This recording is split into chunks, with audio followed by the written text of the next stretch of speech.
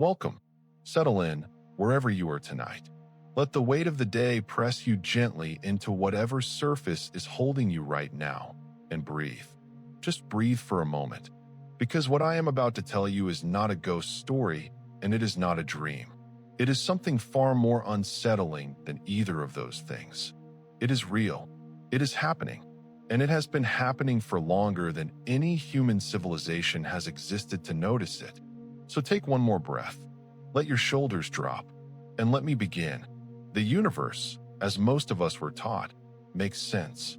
Not perfect sense, not the kind of sense that answers every question or fills every silence, but a reasonable kind of sense, the kind you can hold in your mind on a clear night when you look up at the stars and feel, just for a moment, that you understand where you are. You are on a planet, orbiting a star, inside a galaxy, inside a universe that began about 13.8 billion years ago in an event we call the Big Bang.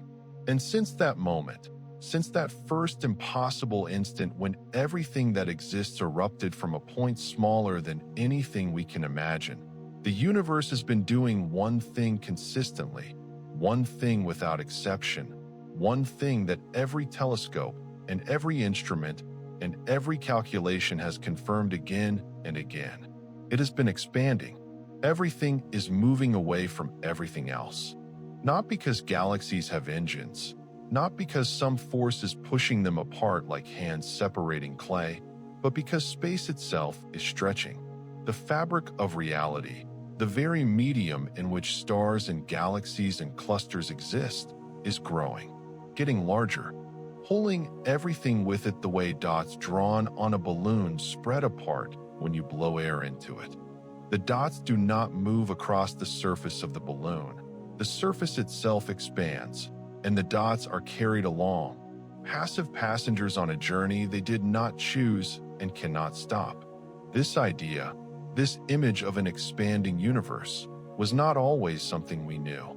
For most of human history, the sky above us was simply the sky, fixed, permanent, a dome of stars that rose and set with the dependable rhythm of a clock, indifferent to our presence, eternal in its stillness.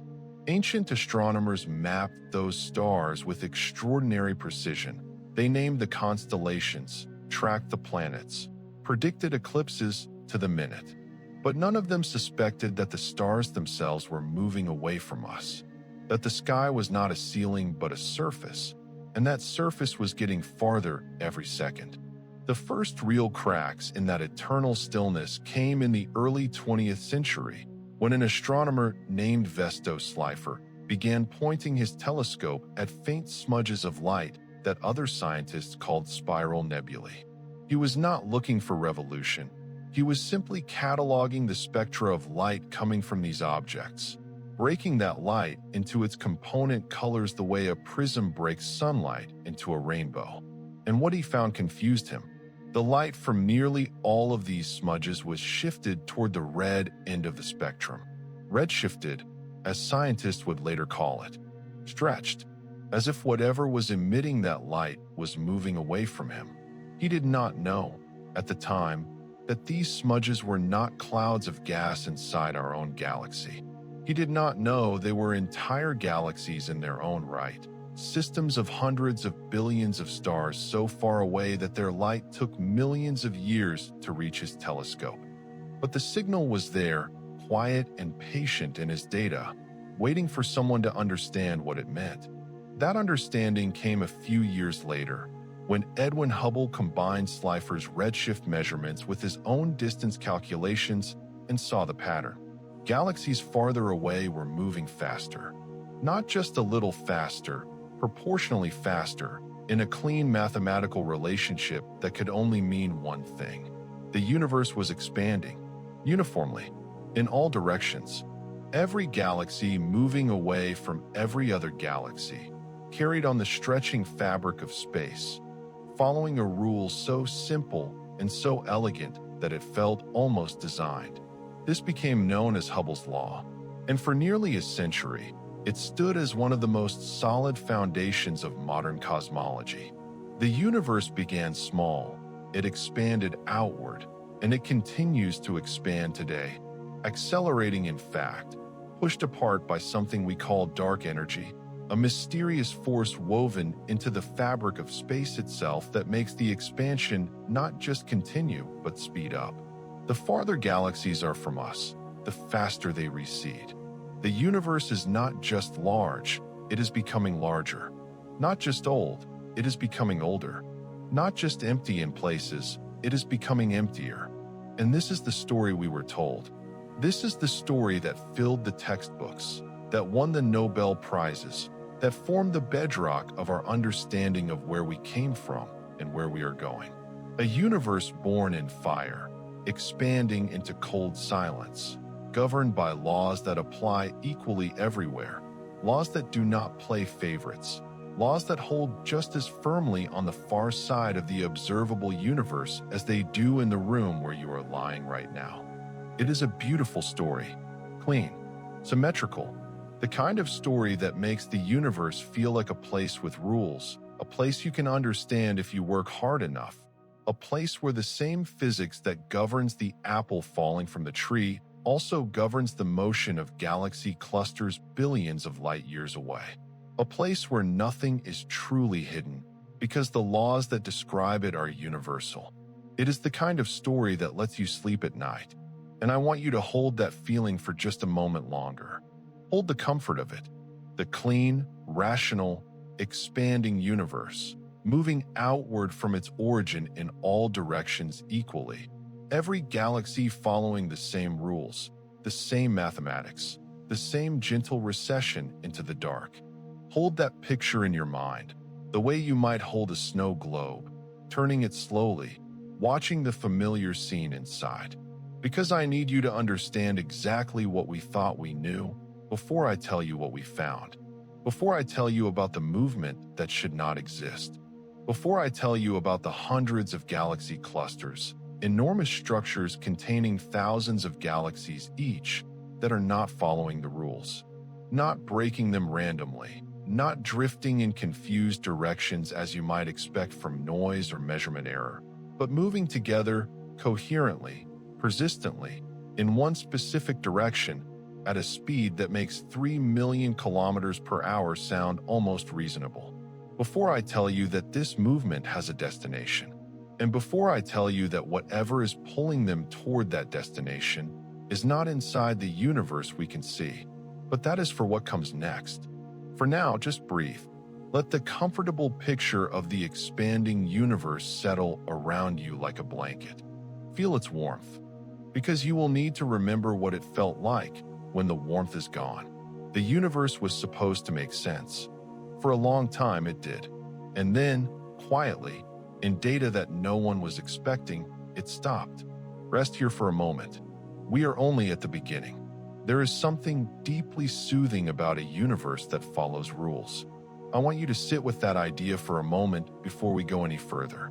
Think about what it actually means to live inside a cosmos that is governed by mathematics. A cosmos where the same equations that describe the arc of a thrown stone also describe the orbit of a planet, the collapse of a star, the bending of light around a black hole.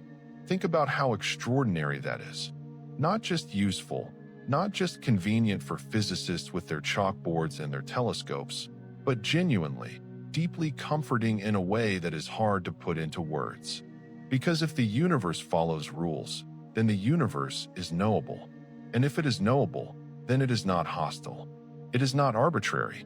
It is not a place where anything can happen without reason, where the ground might vanish beneath you without warning, where the stars might suddenly rearrange themselves into patterns that make no sense. A universe with rules is a universe with a kind of integrity, a universe you can, at least in principle, understand. And the expanding universe, the one Hubble revealed to us, the one built on the foundation of the Big Bang, is a universe with very clean rules indeed. Picture it from above, if you can, not from any particular place, because the universe has no center that we can point to, no single spot from which the expansion radiates like ripples from a stone dropped in water. The expansion happens everywhere at once. Every point in space is moving away from every other point, uniformly, proportionally. If you stood in a distant galaxy and looked out at the cosmos from there, you would see the same thing we see from Earth.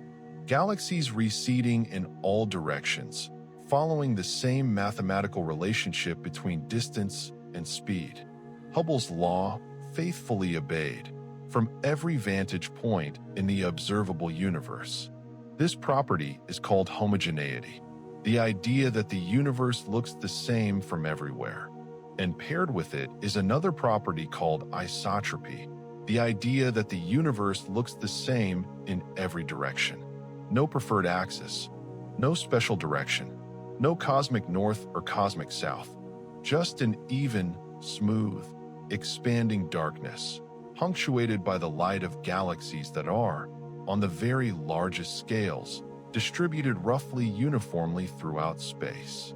These two properties together, homogeneity and isotropy, form what cosmologists call the cosmological principle. And the cosmological principle is not just a convenience or a simplifying assumption. It is the bedrock on which all of modern cosmology is built. It is the reason our equations work. It is the reason we can model the entire universe with mathematics that fits on a few pages.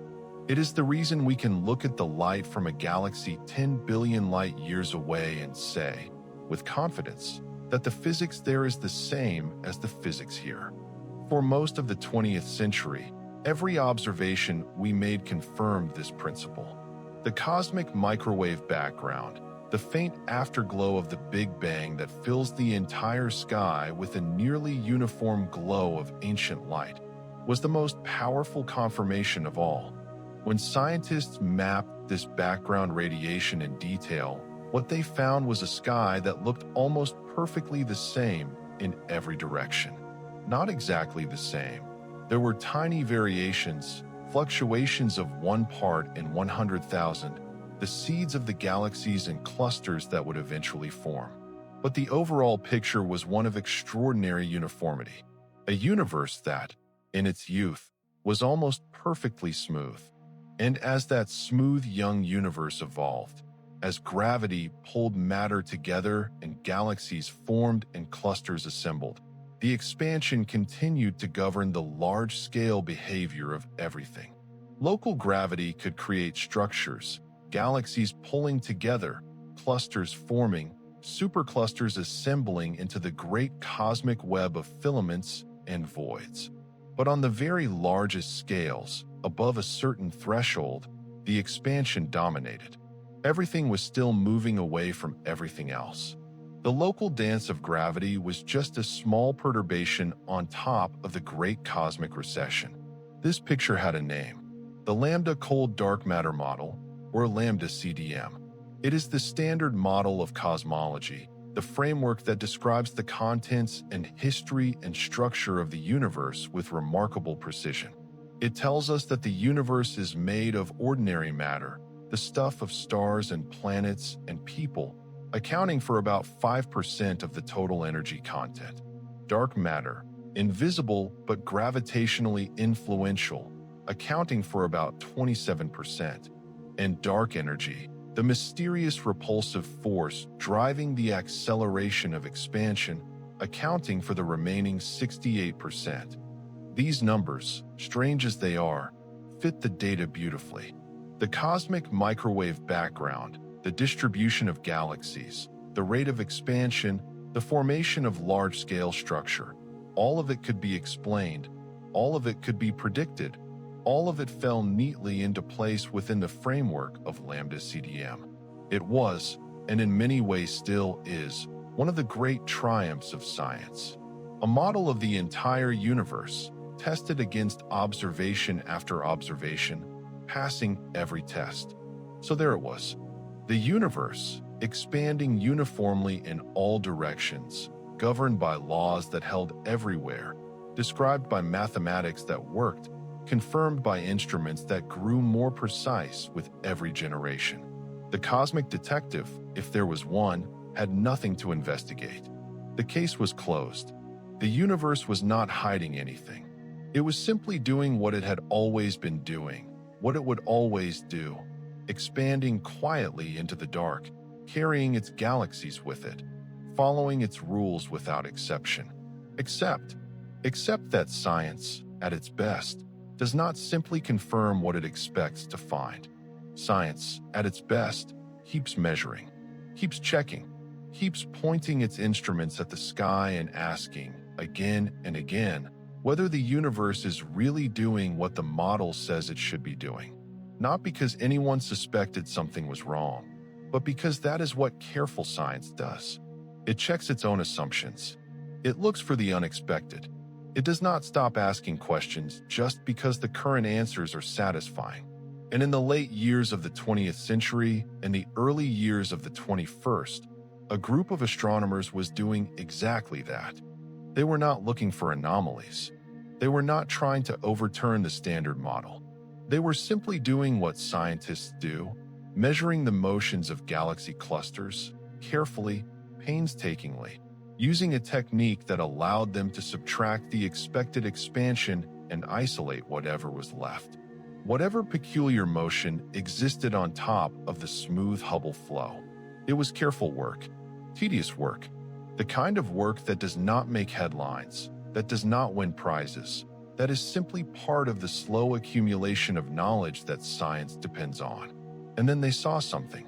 Not a dramatic discovery in the sense of a blinding flash of insight, but a quiet signal in the data, a stubborn pattern that refused to go away no matter how carefully they checked their instruments, no matter how rigorously they tested their methods, no matter how many alternative explanations they tried to construct. A pattern that said, in the language of numbers and statistics, that something was wrong, that something in the universe was not following the rules, that something was moving, and it was moving in a way that the expanding universe was not supposed to allow. But I am getting ahead of myself, because before I tell you what they found, I need you to fully appreciate what they were expecting to find. I need you to feel the comfort of the standard model, the warmth of a universe that makes sense, the security of a cosmos governed by laws that apply everywhere and to everything. Because the discovery that I am about to describe is only truly terrifying if you first understand what it contradicts. The universe was expanding uniformly. Every galaxy, every cluster, every filament in the cosmic web was participating in the Great Recession, the smooth outward flow that Hubble first described nearly a century ago. There were local motions, of course, galaxies moving within clusters, clusters moving within superclusters, pulled by local concentrations of mass. But these local motions were expected. They were accounted for. They were noise on top of the signal, perturbations within the smooth flow. And the smooth flow was real. It was everywhere. It was the universe. Until it was not. Settle deeper now. Let the darkness around you feel ordinary and safe. Let the expanding universe wrap itself around you like something familiar. Because in the next chapter of this story, that familiarity is going to develop its first crack. Not a loud crack, not the kind you hear, but the kind you feel somewhere deep in the structure of things, the kind that makes you pause and look again at something you thought you understood. The comfort is real. Hold on to it. For just a little longer. Every great discovery in science begins the same way. Not with a dramatic eureka moment, not with a blinding flash of inspiration in the middle of the night, but with a small, quiet, stubborn discrepancy. A number that does not quite match the prediction. A pattern that does not quite fit the model. A residual, a leftover signal after you have subtracted everything you expected to find, that sits in your data like a splinter, too small to be certain about, too persistent to ignore. The history of science is littered with these moments. The tiny anomaly in the orbit of Mercury that Newtonian gravity could not explain, which eventually led Einstein to general relativity. The ultraviolet catastrophe in the spectrum of blackbody radiation, which classical physics could not account for, which eventually led Planck to quantum theory. The unexpected faintness of distant supernovae, which cosmologists encountered in the 1990s, which eventually revealed that the expansion of the universe was not slowing down, but accelerating. Every time, the anomaly seemed small at first. Every time, it seemed like it might just be measurement error, calibration issues, some systematic problem with the instruments or the methods. Every time, the temptation was to explain it away, to patch the model, to find a reason why the discrepancy was not real. And every time, for those who had the patience and the rigor to keep looking, the anomaly turned out to be a door into something that the existing model had no room for. Something new, something that required not a patch, but a revolution. The story of the dark flow begins with one of these doors. It begins with a technique called the kinetic Sunyaev-Zeldovich effect. That name is a mouthful, and you do not need to memorize it, but I want to describe what it is, because understanding the method is essential to understanding why the discovery it produced was so difficult to dismiss. When hot gas in a galaxy cluster interacts with the ancient light of the cosmic microwave background, something subtle happens. The electrons in that hot gas collide with the photons of the background radiation and give them a small boost of energy. This changes the spectrum of the microwave background in a tiny but measurable way, a distortion that appears as a faint signal when you look at the cluster against the background sky. This is the Sunyaev-Zeldovich effect, first predicted by two Soviet physicists, Rashid Sunyaev and Yakov Zeldovich, in the 1970s. The kinetic version of this effect is more subtle still. If the cluster is moving toward or away from us along our line of sight, that motion also leaves a faint imprint on the microwave background, a Doppler-like signal that is proportional to the velocity of the cluster. By measuring this signal carefully, astronomers can, in principle, determine the motion of a galaxy cluster along the line of sight, independent of its redshift, independent of the Hubble flow. This is the key. This is what makes the technique so powerful and so important to the story we are following tonight. The kinetic Sunyaev-Zeldovich effect measures motion directly, not the motion of recession due to expansion, not the smooth Hubble flow that carries all galaxies apart from all other galaxies, but the peculiar motion, the additional velocity that a cluster has on top of the expansion. The motion that comes from gravitational attraction, from being pulled towards some concentration of mass somewhere in space.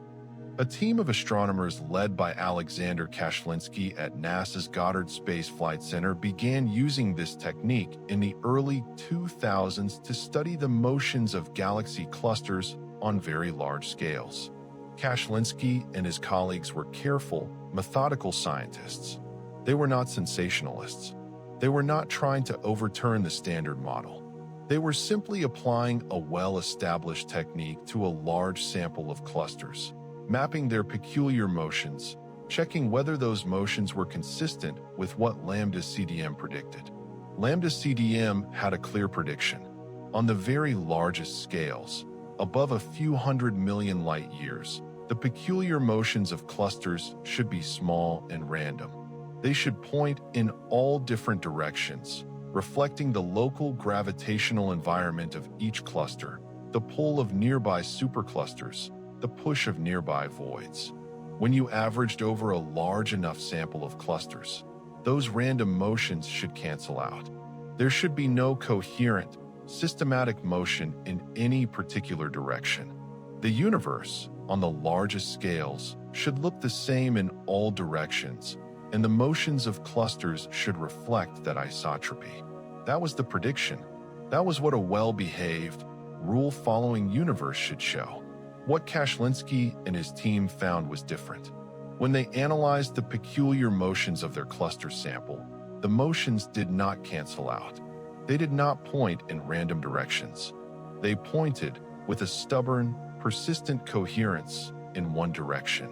Not all of them, not every single cluster in the sample, but enough of them, and consistently enough, that the signal rose above the noise with a statistical significance that was difficult to attribute to chance. A bulk flow, that is what they called it at first, carefully, conservatively. a bulk flow of galaxy clusters, moving together in a preferred direction, a coherent motion that the standard model did not predict and could not easily explain. The first papers were published in 2008, and the reaction from the scientific community was, as it almost always is when a result challenges the standard model, a mixture of interest, skepticism, and the systematic attempt to find an alternative explanation. Maybe the technique had systematic errors. Maybe the cluster sample was biased. Maybe there was contamination in the microwave background data. Every possible alternative was explored carefully and rigorously, as good science demands. And some of those alternatives had merit. The technique was difficult. The signal was faint. The measurements were hard to replicate exactly. Other groups, using different methods and different data, got results that were sometimes consistent and sometimes not. The scientific debate was real, and it was fierce, and it is not completely resolved even today. But here is what I want you to focus on, in the quiet of this moment. Not the debate, not the technical details, not the back and forth of papers and responses and counter-analyses.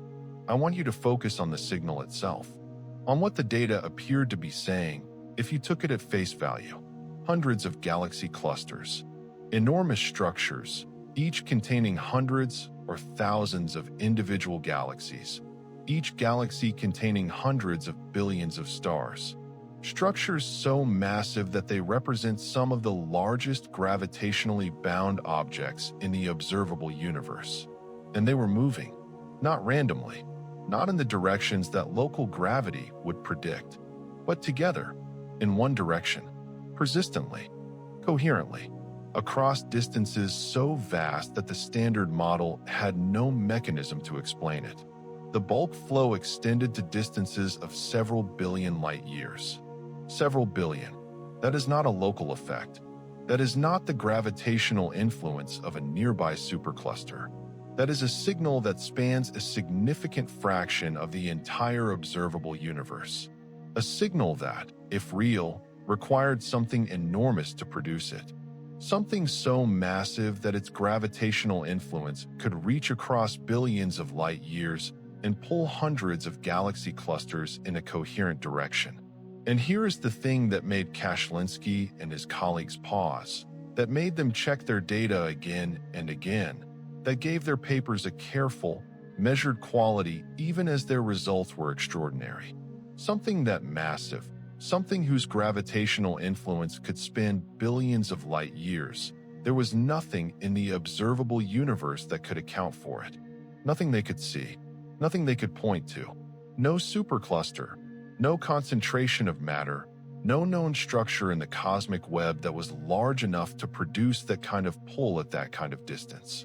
The flow was real, or appeared to be real, and its source was invisible. It was at this point that Kashlinsky gave it a name. Not bulk flow, which sounded technical and contained. Something else. Something that captured the quality of what they were seeing, the darkness of it, the hiddenness of it, the way it seemed to come from somewhere that could not be seen or measured or accounted for within the known universe. He called it the dark flow, and the name stuck, because it was exactly right. Not dark in the sense of dark matter, though the connection is there. Dark in the sense of hidden. Dark in the sense of coming from the dark, from somewhere beyond the light, beyond the edge, beyond the observable universe itself. A flow in the cosmic fabric, a current in the expansion, a forbidden movement pulling hundreds of the largest structures in existence in a direction that nothing in our universe should be able to produce. That name, the dark flow, is what we are following tonight. It is the thread that I picked up at the beginning of this story, and it is the thread that will lead us, step by step, into the most unsettling territory that modern cosmology has to offer. Not a ghost story, not a dream, a signal in real data, produced by real scientists, pointing towards something real, something that, if it exists as the data suggests, changes everything we thought we knew about the universe we live in. The first crack is there now. You can feel it. The clean, comfortable picture of the uniformly expanding universe has developed its fracture, small but undeniable, running along its surface like a line in old porcelain. Everything still looks the same from a distance. But if you look closely, if you put your eye right up to it, you can see that something is wrong. Something is moving, and it should not be. Stay with that feeling as we go deeper. Because the crack, as we are about to discover, goes much further than it first appears. Let me tell you about a speed. 3 million kilometers per hour. Say it slowly. 3 million kilometers per hour. Let those words sit in the air for a moment before we try to make sense of them. Because this is the speed at which the dark flow is carrying its cargo across the universe. And before we can understand what that means, we need to feel what it means. 3 million kilometers per hour is approximately 833 kilometers per second. Our fastest spacecraft, the ones we have built and launched with all the technological sophistication of the early 21st century, travel at roughly 20 kilometers per second when moving away from the Sun. 833 compared to 20. The dark flow is moving its galaxy clusters at roughly 40 times the speed of our fastest machines. Light itself travels at 300,000 kilometers per second. So the dark flow is moving at roughly 0.3% the speed of light. That sounds small when you say it that way, but remember what is moving. Not a particle, not a spacecraft, not a comet or a planet or even a star. Galaxy clusters, structures containing thousands of individual galaxies. Each galaxy containing hundreds of billions of stars. Each star with its own retinue of planets, its own history of billions of years, its own unimaginable mass. And all of it moving together, coherently, persistently, in one direction, at 3 million kilometers per hour. This is not a gentle drift. This is not the slow, almost imperceptible recession of galaxies in the Hubble flow. This is a deliberate, powerful, sustained current, a river in the fabric of space, carrying the largest structures in existence toward a destination that nothing inside our universe can account for. But I am moving too fast. Let me step back and describe exactly what was found, and why the word forbidden is the only word that does it justice. In the standard model of cosmology, galaxy clusters do move. They have what are called peculiar velocities, motions that are additional to the Hubble flow, caused by local gravitational interactions. A cluster might be pulled toward a nearby supercluster, or pushed away from a nearby void. These peculiar velocities are expected, they are predicted, they are part of the model. They are not forbidden. What the model predicts, however, is that these peculiar velocities should be relatively small on large scales, typically a few hundred kilometers per second, and they should be random in direction. The universe is not supposed to have a preferred direction. There is not supposed to be a cosmic current, a systematic flow that points everything in one particular way. And crucially, the peculiar velocities should decrease as you look at larger and larger scales. Local effects produce local motions. On scales of billions of light years, those local effects average out, and what you are left with is the smooth, isotropic Hubble expansion. This is what the model says. This is what every reasonable version of the standard cosmology predicts. On the very largest scales, the universe should look the same in all directions, and the motions of clusters should reflect that sameness. The dark flow violates this prediction, not slightly, not at the edge of statistical significance, not in a way that can be waved away as noise. It violates it at a level that, if the signal is real, requires something fundamentally outside the standard model to explain. Consider the scale. Kashlinsky and his team found coherent motion extending to distances of at least 2 to 3 billion light years. Some later analyses suggested the flow might extend even further, perhaps to the edge of the observable universe itself. 2 to 3 billion light years is not a local effect. It is not the gravitational pull of the great attractor, the concentration of mass toward which our own local supercluster is falling. The great attractor is, by cosmic standards, practically in our backyard, a few 100 million light-years away. 2 to 3 billion light-years is 10 times farther than that. It is a scale on which the universe, according to the standard model, should be isotropic, should be smooth, should show no preferred direction, and yet the flow persists. Across that vast distance, across hundreds of galaxy clusters distributed across a significant fraction of the observable universe, the motion is coherent. It points in one direction. It does not average out. It does not disappear when you look at larger scales. It sits in the data like a fact, patient and immovable, waiting for an explanation. The direction it points is specific, not a vague general tendency, not a broad swath of sky, but a definite region, a patch of the celestial sphere that can be identified on a star map. A direction that, when you look at it on a clear night, appears perfectly ordinary. A patch of sky containing no obvious unusual structures, no known massive concentration of matter, nothing that would tell the casual observer that hundreds of the largest objects in the universe are being inexorably drawn toward it. And the persistence of the movement is perhaps the most disturbing aspect of all. Peculiar velocities caused by local gravitational effects vary from cluster to cluster. They depend on the local environment of each cluster, the distribution of mass in its neighborhood, the balance of attraction and repulsion from nearby structures. If the bulk motion Kashlinski found were caused by local gravity, you would expect it to vary, to be stronger for clusters near large concentrations of mass, weaker for clusters in voids, different for clusters in different parts of the sky. But the dark flow does not behave this way. It is coherent across the entire sample.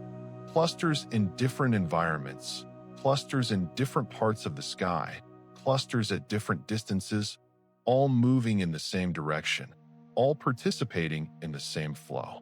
As if something is pulling not on individual clusters through their local environments, but on the fabric of space itself.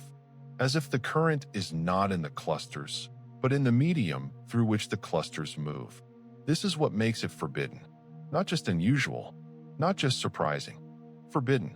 Because there is no mechanism within the standard model, no known concentration of matter or energy within the observable universe that could produce a gravitational influence coherent enough and powerful enough to create this kind of bulk motion across billions of light years.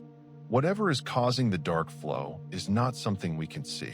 It is not something we can point to on a map of the cosmic web. It is not a supercluster or a filament or a void or any known structure in the universe we inhabit.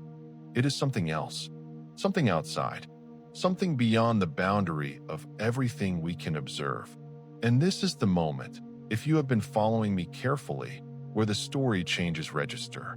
Up to now, we have been talking about anomalies in data, about statistical signals in noisy measurements, about the gap between observation and prediction.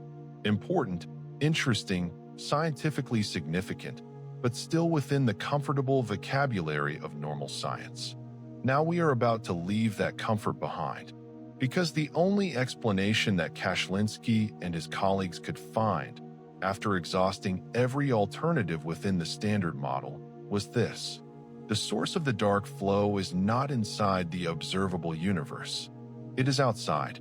It is beyond the horizon, beyond the edge of everything we can see or measure or test. A concentration of mass or energy so enormous that its gravitational influence reaches across the entire observable universe and pulls hundreds of galaxy clusters in its direction. Think about what that means for a moment. We live inside a bubble, the observable universe, defined by how far light has had time to travel since the Big Bang. Beyond that bubble, space continues. The universe almost certainly extends much further than we can see. But we cannot observe what is out there. We cannot receive light from beyond our horizon, because that light has not had time to reach us. The observable universe is the totality of everything we can know directly, everything our instruments can detect, everything our theories can be tested against. And the dark flow is saying that something beyond that bubble, something in the unobservable universe, something we cannot see, cannot measure, cannot test, is reaching inside and pulling on us. Gravity, it turns out, does not respect our horizons. A sufficiently massive structure beyond the observable universe could, in principle, have a gravitational influence that extends into the region we inhabit. Its light cannot reach us, but its gravity can. Gravity propagates at the speed of light. Yes, but the gravitational influence of a massive structure that has been in place since the very early universe has had time to reach us, even from beyond our horizon. This is the outside force. This is the invisible tug, not a local effect, not a known structure, not anything within the universe we can see, but something beyond the edge, something in the dark outside our bubble, something so massive that its presence is felt across billions of light years. The forbidden movement is not random. It is not noise. It is a signal pointing toward a specific region of sky, sustained across billions of light years, unexplained by anything inside the universe we inhabit. It is a fingerprint, left by something that should not be able to reach us, something that exists beyond our horizon, beyond our light, beyond our maps, something that is pulling us toward it, and it has been doing so since before any human being existed to notice. Take a breath. Let that settle for a moment. The forbidden movement is real, or appears to be real. Hundreds of the largest structures in existence, moving together in one direction toward a destination that nothing in our universe can explain. In the next part of this story, we will look at that destination more closely. We will find the patch of sky that the dark flow points toward, and we will ask the question that no one in that data wanted to have to ask. What is there that could be doing this? Science has a word for things that are surprising but acceptable. That word is unlikely. And science has another word for things that are surprising and not acceptable. Things that cross a threshold from merely unusual into genuinely impossible within the current framework.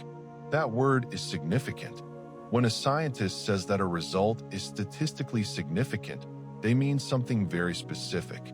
They mean that the probability of obtaining that result by chance, given the null hypothesis, given the assumption that nothing unusual is happening, is low enough to take seriously.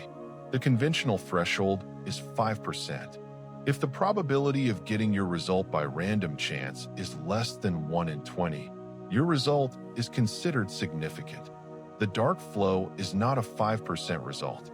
The statistical analyses performed by Kashlinsky and his collaborators found that the probability of the observed bulk flow occurring by chance, within the framework of the standard cosmological model, was well below 1%. In some analyses, much further below that than 1%. The kind of number that, in a laboratory setting, would be cause for considerable excitement. The kind of number that, in a medical trial, would lead to the approval of a new drug. But the standard threshold of statistical significance was designed for ordinary scientific claims about ordinary phenomena. What we are dealing with here is not ordinary.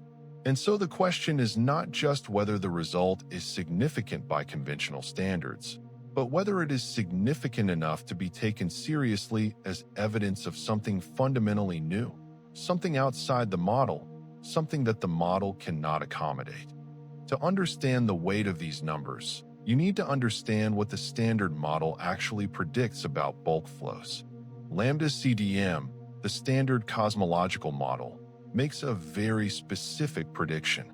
On scales above a few 100 million light years, peculiar velocities should average to essentially zero.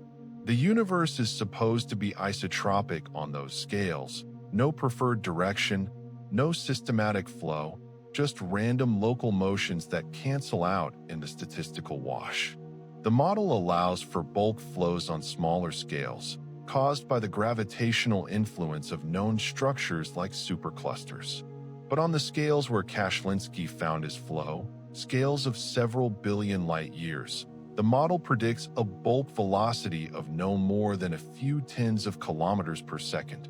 The observed flow was an order of magnitude larger, 600, 800, in some analyses over 1,000 kilometers per second. Not tens, hundreds, not marginally above the prediction, dramatically, overwhelmingly, impossibly above it. To put it another way, imagine you are measuring the temperature of a room. Your thermometer says the room should be 20 degrees Celsius. Instead, it reads 200 degrees. Not 21, not 25, 200. That is the scale of the discrepancy between what the standard model predicts and what Kashlinski found. Not a small anomaly, not a marginal deviation, a signal 10 times larger than anything the model allows. And it is not just the magnitude that is troubling, it is the coherence. Random peculiar velocities, the kind the standard model predicts, should be incoherent. They should point in different directions for different clusters, reflecting the different local gravitational environments of each cluster. If you take a large enough sample of clusters and measure their peculiar velocities, the standard model predicts that those velocities should be roughly random in direction. When you average them together, they should cancel. The residual should be close to zero. The dark flow does not cancel. It adds up, cluster after cluster, across the sample. The peculiar velocities point in the same general direction. Not identically. There is scatter, there is noise, there are individual clusters moving in slightly different directions. But the average, the statistical center of gravity of the entire distribution, points consistently toward one region of sky, coherently, persistently, across a sample that spans billions of light years. The probability of this happening by chance, in a universe that obeys the standard model, is the kind of number that has too many zeros after the decimal point to write comfortably in a sentence. It is not merely unlikely. It is, within the framework of lambda CDM, essentially impossible. Now, I want to be careful here, because careful is what the situation demands. Statistical arguments can be misleading. Selection effects can bias samples. Systematic errors can masquerade as real signals. The history of science is full of results that were statistically significant and turned out to be wrong, artifacts of bad data or flawed methods or subtle biases that the original researchers did not notice. And the dark flow has had its critics. Other groups, analyzing the same microwave background data with different methods, have found weaker or no evidence for the flow. The Planck satellite, which produced the most precise map of the cosmic microwave background ever made, released analyses that were, at best, ambiguous about whether the dark flow signal was present at the level Kashlinski claimed. The debate in the scientific literature has been ongoing, technical, and unresolved. So I am not standing here and telling you that the dark flow is a proven fact, an established feature of the universe that every cosmologist accepts. It is not that. It is a contested claim, a puzzling signal in difficult data, a result that some researchers find compelling and others find unconvincing. But here is what I am telling you. The signal is there. It has not gone away. Despite years of scrutiny, despite alternative analyses, despite the best efforts of skeptics to explain it away, the bulk flow signal found by Kashlinski and his collaborators has proven stubbornly persistent. Not universally confirmed, but not refuted. Still there, still unexplained, still pointing in one direction. And the direction it points is not random. This is the detail that I want to dwell on for a moment, because it is the detail that transforms the dark flow from a statistical curiosity into something genuinely disturbing. When Kashlinski's team analyzed where their cluster sample was flowing toward, they found that the flow had a coherent direction on the celestial sphere, a specific right ascension and declination, a particular patch of sky that all the arrows, when you average them out, seem to point toward.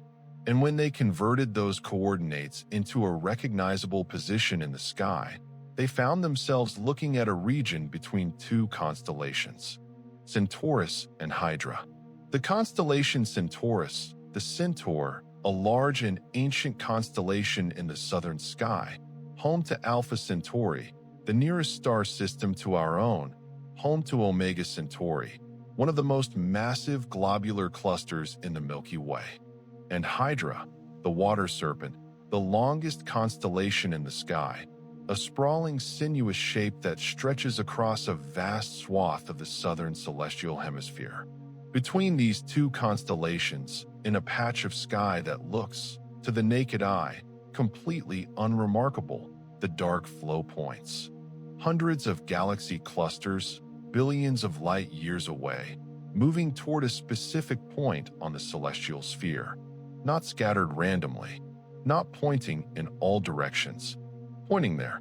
And what is there, you might ask, to attract them? What lies in that direction, in the universe we can see, that could produce such a flow? The answer to that question is the subject of the next part of this story. And the answer is reassuring and deeply unsatisfying. Because there is something in that direction, something we have known about for decades, something that has its own disturbing history in cosmology. But as we will see, it is not enough. Not nearly enough to explain the dark flow. The numbers say that something is there. The numbers say it is enormous. The numbers say it has been pulling on the universe for a very long time. And the numbers say that we cannot see it. Not because our telescopes are not powerful enough. Not because the light from it has not reached us yet. But because it is not in our universe at all. These are the numbers that should not exist. These are the statistics that keep Kashlinsky up at night, that make careful scientists use words like extraordinary and unprecedented, and, in quieter moments, when the data is especially stubborn, inexplicable. The numbers are real. The flow is real, or appears to be real. The direction is specific. The magnitude is impossible within the standard model, and it is pointing somewhere. Let that thought settle into you as you breathe. The universe is not uniform. It is not isotropic. Something has reached inside it and imposed a direction, a current, a forbidden flow, and that something is not here, in the light we can see, in the universe we inhabit. It is out there, beyond the horizon, in the dark outside our bubble, and it is pulling. There is a specific patch of sky. I want you to picture it. Not the entire night sky, not the broad sweep of the Milky Way stretching overhead, not the familiar constellations you learned as a child. Just one patch. A region roughly the size of your fist held at arm's length against the sky. An area that, to the naked eye, looks like any other part of the southern celestial hemisphere. Stars scattered at ordinary densities, no obvious clusters or nebulae drawing the eye, nothing that would make a casual observer stop and look twice. This is where the dark flow points. Hundreds of galaxy clusters distributed across billions of light years in every direction, all converging on this one region. Not physically converging, not arriving there. The distances and timescales involved are so vast that no cluster will actually reach that destination for billions upon billions of years, if ever, but vectorially converging, pointing there, aim there, as if something in that direction or beyond that direction has placed an invisible hand on the fabric of space and is drawing it, slowly, inexorably, toward that specific patch of sky. The coordinates, for those who want to find them, roughly right ascension 10 hours, declination -15 degrees. In the sky above the southern hemisphere, in the sprawling region between the constellations of Centaurus and Hydra, a location that astronomers have been watching uncomfortably for longer than the dark flow has been a named phenomenon. Because this direction is not new to those who study the large-scale structure of the universe. It has a history, a troubled, contested, deeply strange history that began decades before Kashlinski published his first paper. To understand the destination, you need to understand what was already known to be there, or rather, what was already known to be in that general direction. Because something is there, something real, something measurable, something that has been influencing the motions of galaxies in our neighborhood for a very long time. Something called the Great Attractor. The Great Attractor is not a single object. It is a region, a vast concentration of mass centered roughly 250 million light-years away in the direction of Centaurus and Norma. It was first identified in the 1980s when astronomers studying the peculiar velocities of galaxies in our local neighborhood noticed that the entire local group, our own cluster of galaxies including the Milky Way, was moving toward a specific region of sky at about 600 kilometers per second, not receding, as the Hubble flow would suggest, but moving towards something, being pulled. At first, this was not immediately obvious, because that region of sky is one of the most difficult to observe. It lies directly along the plane of the Milky Way, in what astronomers call the zone of avoidance, a swath of sky where the dust and stars of our own galaxy block our view of anything beyond. Looking toward the Great Attractor from Earth is like trying to see a candle through a brick wall. The signal of its gravitational pull was clear, but the source was hidden behind our own galaxy.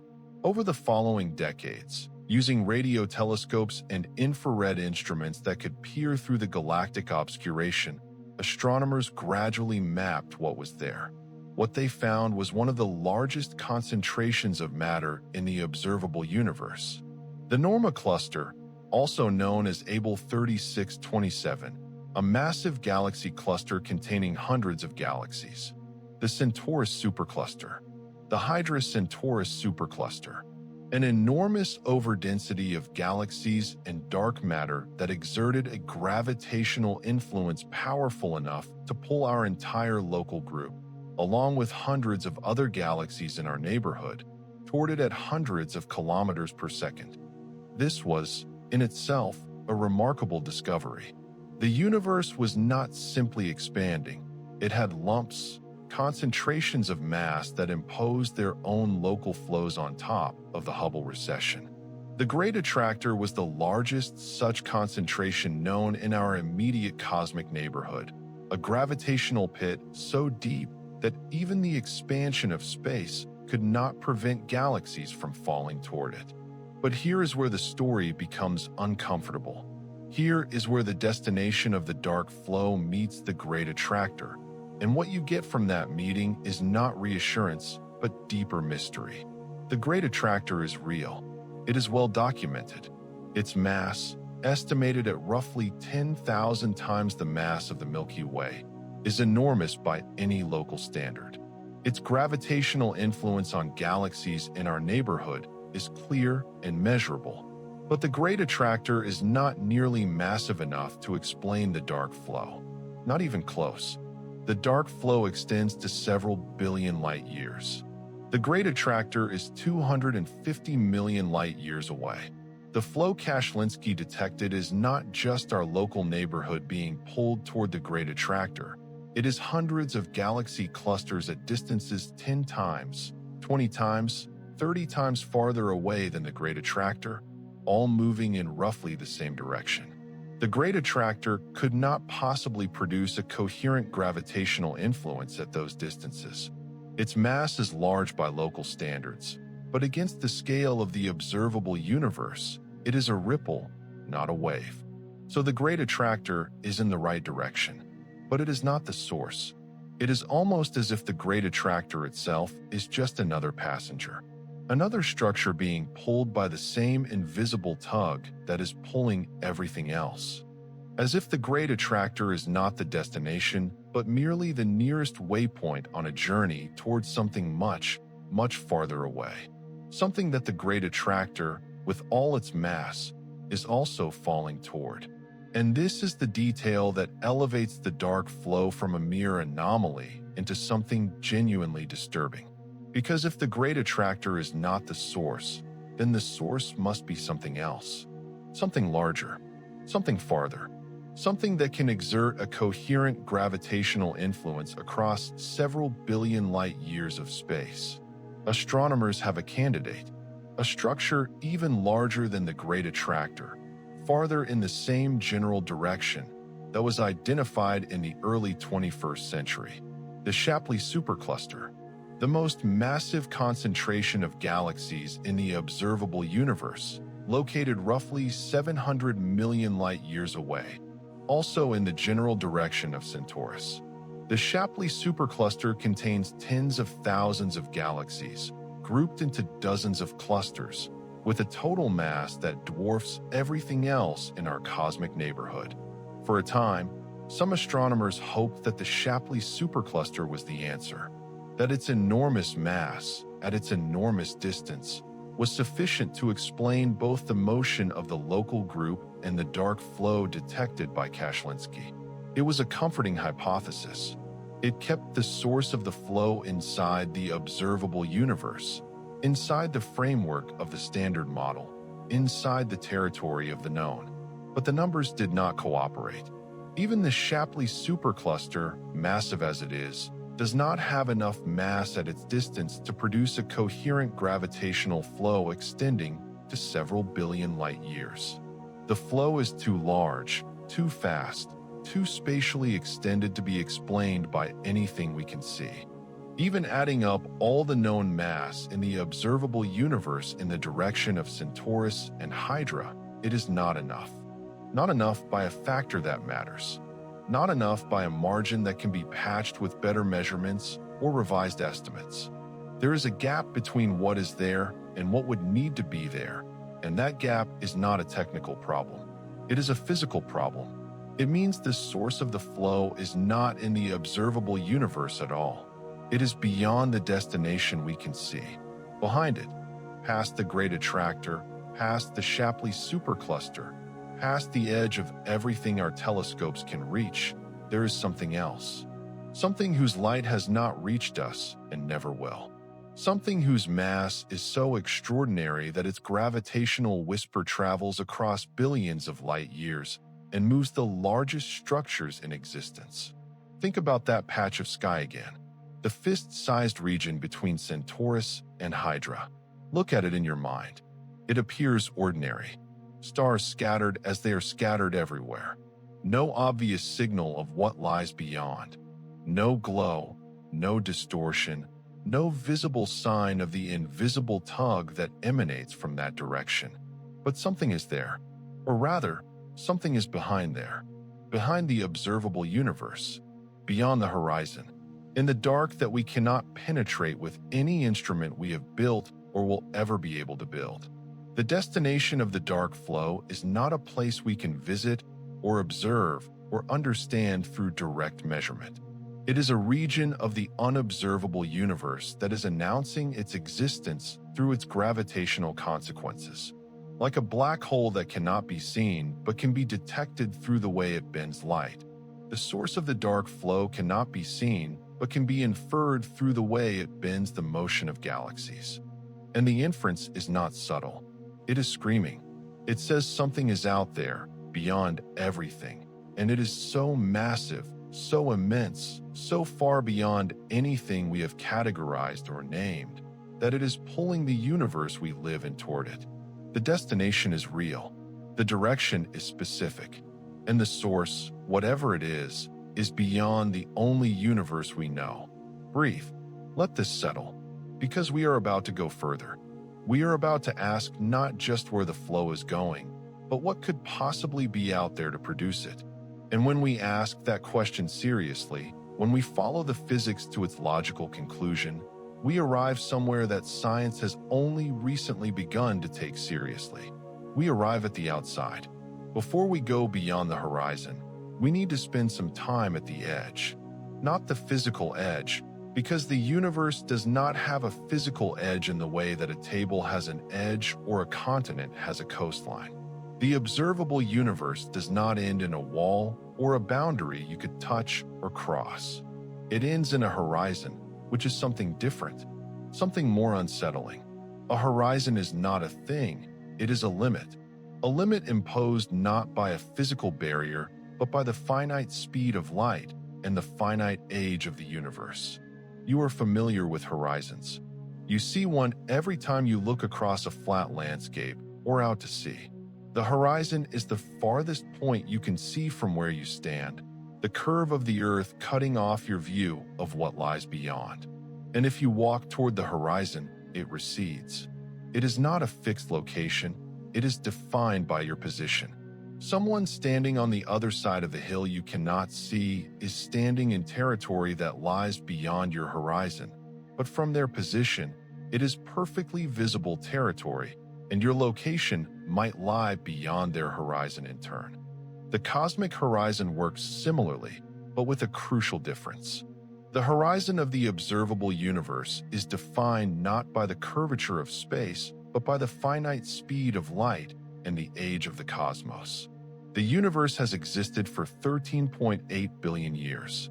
Light travels at 300,000 kilometers per second. Therefore, the farthest objects whose light can have reached us are those from which light has been traveling for 13.8 billion years.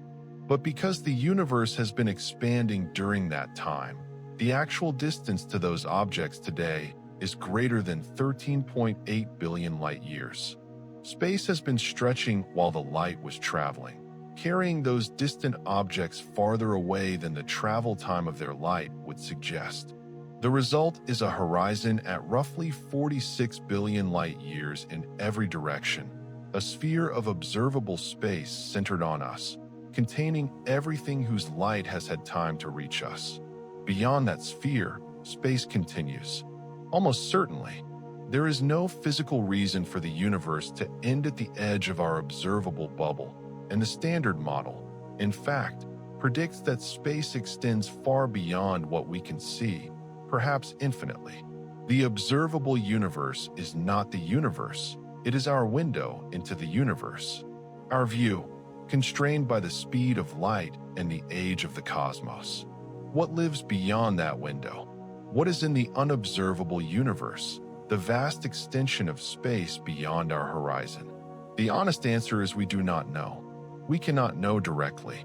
We cannot send a probe there. It would take billions of years to arrive, and by then our observable bubble would have expanded to include it anyway. We cannot receive light from there. That light has not had time to reach us. We cannot communicate with whatever might be there.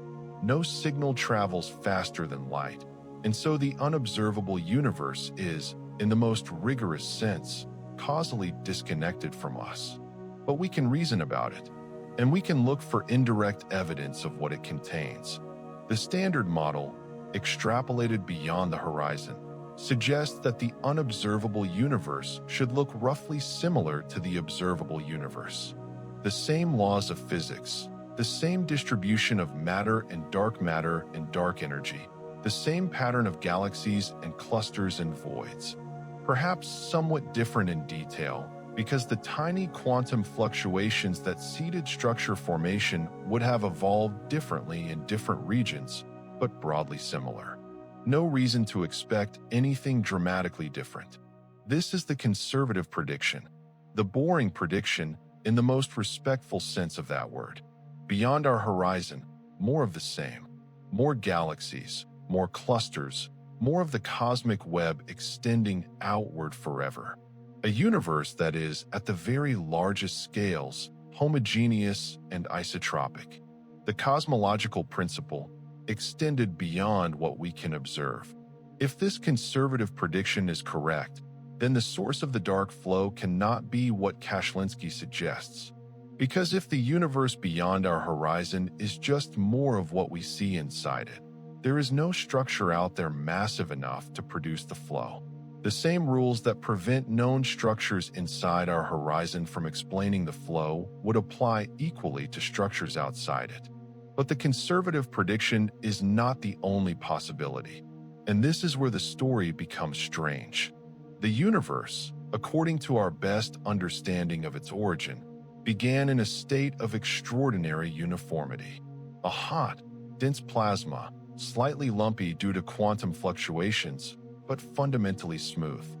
As it expanded and cooled, those tiny fluctuations grew under gravity into the stars, galaxies, clusters, and superclusters we see today. The observable universe is the product of this process, playing out over 13.8 billion years. But if the universe extends far beyond our horizon, as most models suggest, then the same process has been playing out everywhere.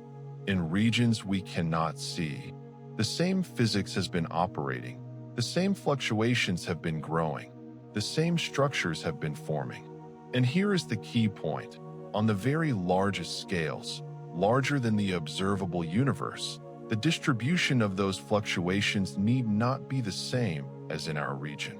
The tiny quantum fluctuations that seeded structure formation arose from a quantum mechanical process that is inherently random. In our observable patch, those fluctuations happen to have a particular character, a particular spectrum, a particular distribution of sizes and amplitudes.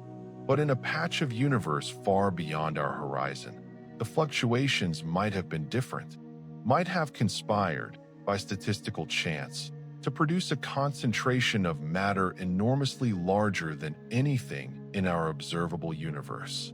A superstructure of such immense mass that its gravitational influence, propagating at the speed of light over the billions of years since the early universe, has reached into our observable patch and is pulling on us. This is called the primordial inhomogeneity hypothesis. The idea that the source of the dark flow is an enormous concentration of matter that formed in the very early universe, beyond our current horizon, from fluctuations that were simply larger in that region than in ours. Not a violation of physics, not a new law, just the universe being lumpy at scales larger than we can see. It is a hypothesis that keeps everything within conventional physics. No new forces, no new dimensions, no new entities. Just ordinary matter, dark matter, and gravity, operating at scales so large that their consequences have been invisible to us until now. And it is deeply unsettling nevertheless. Because if this hypothesis is correct, then the universe we inhabit is not a representative sample of the universe as a whole. Our observable patch is not typical. It is a small, local region in the gravitational shadow of something enormous, something that exists beyond the edge of everything we can see, something that is quietly and invisibly shaping our cosmic future. We thought we lived in an ordinary part of the universe. We thought the cosmological principle applied to us. We thought our patch was representative. But what if it is not? What if we are, in cosmic terms, downhill? What if the universe beyond our horizon is not more of the same, but profoundly different, and we are caught in the gravitational wake of that difference? This is what lives in that direction. Not a star, not a black hole, not a galaxy or a cluster or even a supercluster. Something larger, something that formed in the first instance of the universe, in a region of space that was always going to be denser than ours, always going to be more massive, always going to pull on everything around it. Something we cannot name precisely because we have never seen it. Something we can only infer from the motion of the universe around us. The way you might infer the existence of a drain from the motion of water spiraling toward a point, without being able to see the drain itself. That is what lives in that direction. An inference, a gravitational conclusion, an invisible tug from the unobservable dark. And yet, even this hypothesis, unsettling as it is, may be too conservative. Because there is another possibility, one that does not invoke a superstructure of ordinary matter beyond our horizon, one that invokes something far stranger, something that is not part of our universe at all, something that is adjacent to it, touching it, pulling on it from outside. We are approaching the most disturbing layer of this story now, the layer where conventional cosmology ends and something else begins, where the physics we know strains against a possibility it was not designed to accommodate. The horizon is behind us. We have walked to its edge and looked out. And in the next part of this story, We are going to lean over that edge and ask what is on the other side, not just beyond our observable bubble, but truly outside the universe itself. Breathe. We are going somewhere that requires care. Imagine a bubble, not a soap bubble, fragile and iridescent, though that image has its own kind of beauty. Imagine something more fundamental, a sphere of information, a perfectly round region of space defined not by a physical wall or a membrane, but by a single elegant fact. Light that originated at the Big Bang has had exactly 13.8 billion years to travel. Everything within the sphere is visible to us, everything outside it is not. The sphere is our observable universe. The surface of the sphere is the cosmic horizon, and we are at the center. You are always at the center of your own observable universe. This is not a statement about your importance, it is a statement about geometry.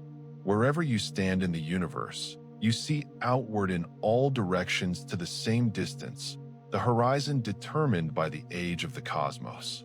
Someone in a galaxy 5 billion light years from Earth has their own sphere, their own observable universe, shifted 5 billion light years from ours. The two spheres overlap considerably, but not completely. Each contains regions the other cannot see. There is territory that is visible from that distant galaxy, but invisible to us, and territory visible to us that is invisible to them. The horizon is not the edge of the universe. I want to be precise about this, because the distinction matters enormously for what comes next. The horizon is the edge of our observable universe, the edge of our information, the edge of what light has had time to tell us.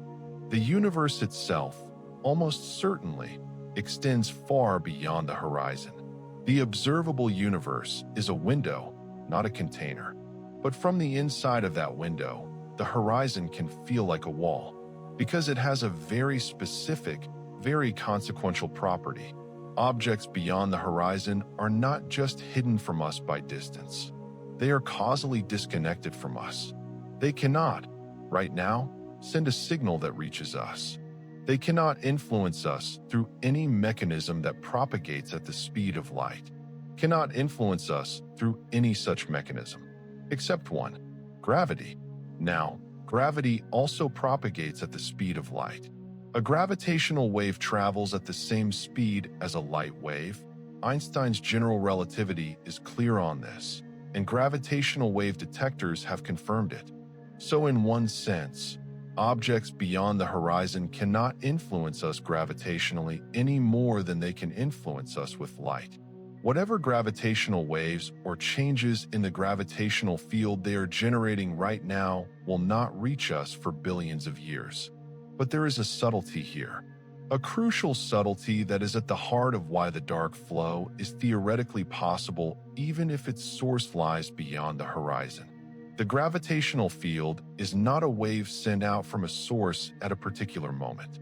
It is a continuous property of space, established over time by the presence of mass. A massive object that has existed since the early universe has been generating a gravitational field for nearly 14 billion years. That field has been propagating outward from the object at the speed of light for all of that time. And the early universe was much smaller than the current universe. What is now beyond our horizon was once much closer. In the very early universe, regions that are now beyond our observable horizon were once close enough to be causally connected to us. Before the universe expanded to its current size, before the horizon formed and disconnected distant regions from our observable patch, everything was compressed into a much smaller space. The seeds of the current universe, the tiny quantum fluctuations that grew into galaxies and clusters and superclusters and whatever lies beyond, were all in causal contact with each other in those early moments. What this means is that the gravitational field of a massive structure beyond our current horizon could have been established during that early epoch of causal contact, and its influence could have been propagating into our observable patch ever since. Not a new signal sent from beyond the horizon today, but an ancient gravitational field laid down in the early universe that has been shaping our cosmic neighborhood for billions of years without us realizing it. This is the theoretical window through which the outside force enters. Not a violation of causality, not a signal traveling faster than light, but an ancient gravitational influence established when the universe was young and small and everything was connected, still propagating, still felt, still pulling on the structures inside our observable bubble. It is subtle, it is technical, but it is physically possible, and it is the mechanism by which a structure beyond our horizon could produce exactly the kind of bulk flow that Kashlinsky found. The edge of everything we can see is not a barrier to gravity. It is a barrier to information, to light, to direct observation.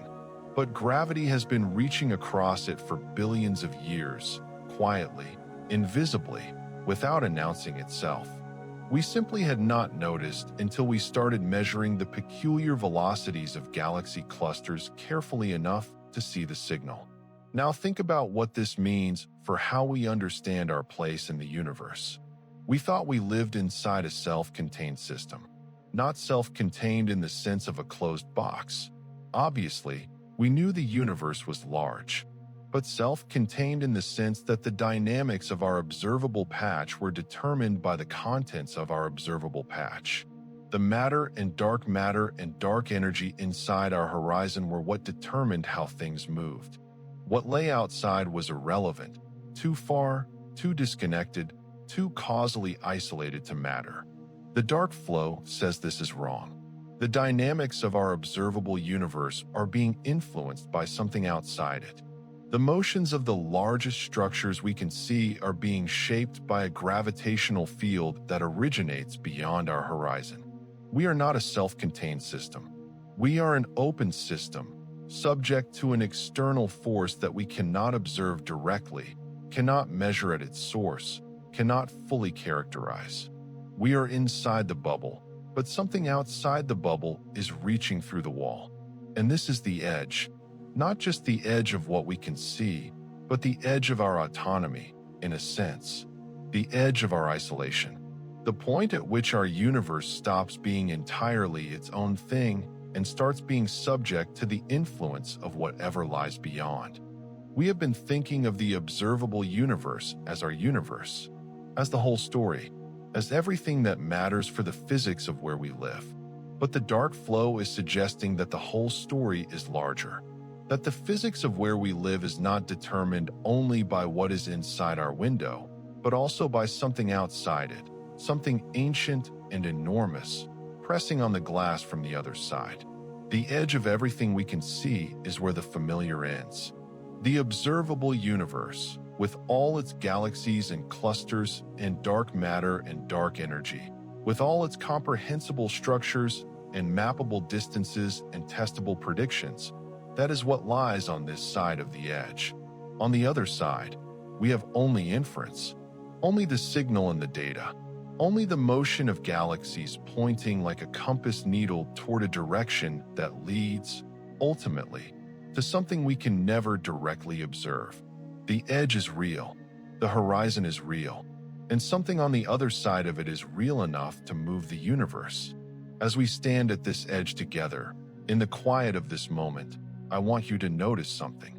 The horizon is not frightening in itself. It is simply a limit, a fact of physics, a consequence of the finite speed of light and the finite age of the cosmos. Every observer has a horizon. Every observer stands at the center of their own observable bubble. There is nothing inherently disturbing about having a horizon. What is disturbing is what the dark flow tells us about what lies beyond ours. Because most models of the universe assume that the unobservable region beyond our horizon is more of the same. More galaxies, more clusters, more cosmic web, roughly homogeneous, roughly isotropic. The cosmological principle extended. A universe that, beyond our window, is not dramatically different from what we can see. But the dark flow does not point toward more of the same. It points toward something different. Something so different so massive, so extraordinary by comparison to everything we can see, that it stands out like a mountain above a plain, like a sun above a candle flame, like something that does not belong to the same category as the structures we are familiar with. And once you accept that possibility, once you accept that whatever is out there is not just more of the same, then you have to ask what it actually is. What kind of thing could be that massive, that different, that extraordinary? What lives beyond the horizon that could impose its gravitational will on the entire observable universe? One answer stays within conventional physics. A superstructure of matter, formed in the early universe from unusually large primordial fluctuations. Strange, but not impossible. Unsettling, but not revolutionary. The other answer goes somewhere else entirely. The other answer says that the thing beyond our horizon is not part of our universe at all. The other answer says that we are not looking at a distant region of the same universe we inhabit. We are looking, through the gravitational signal it leaves on our cosmos, at something adjacent to our universe, something alongside it, something that shares a boundary with it, something that physicists, when they speak carefully, call another universe entirely. That is where we are going next, to the edge of the multiverse, to the place where the bubble of our existence presses up against something else, to the possibility that the outside force is not just outside our observable universe, but outside our universe altogether. Rest here for just a moment, at the edge, looking out at the horizon, knowing that something beyond it is looking back in the only language it has available, the slow, invisible, irresistible language of gravity. The edge is real. What lies beyond it is what we are about to find out. There is a question that cosmologists have learned to be careful about asking too loudly, not because it is embarrassing, not because it is unscientific, but because it is the kind of question that, once asked, does not leave you alone. The kind of question that follows you from the observatory to the office, to the kitchen table, to the bedroom at 3 a.m. when you cannot sleep. The kind of question that sits at the intersection of what is measurable and what is unimaginable. The question is this: is our universe the only one? For most of human history, asking this question would have been theology or philosophy. Science, by definition, concerns itself with the observable, the testable, the falsifiable.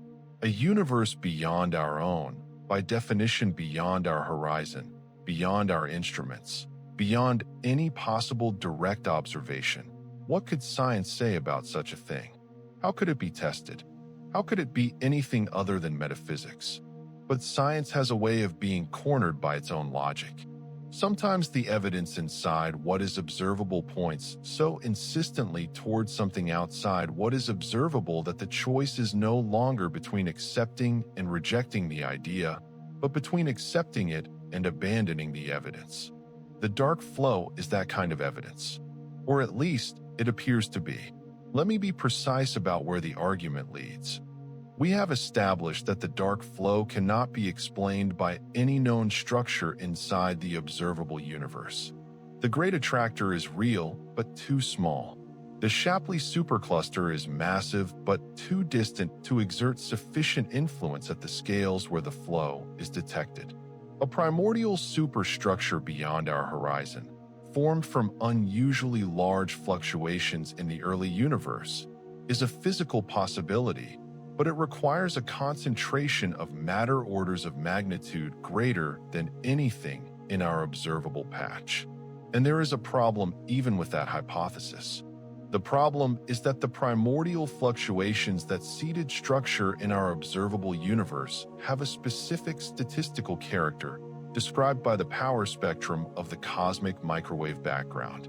Those fluctuations follow a pattern that is consistent with our models of the very early universe.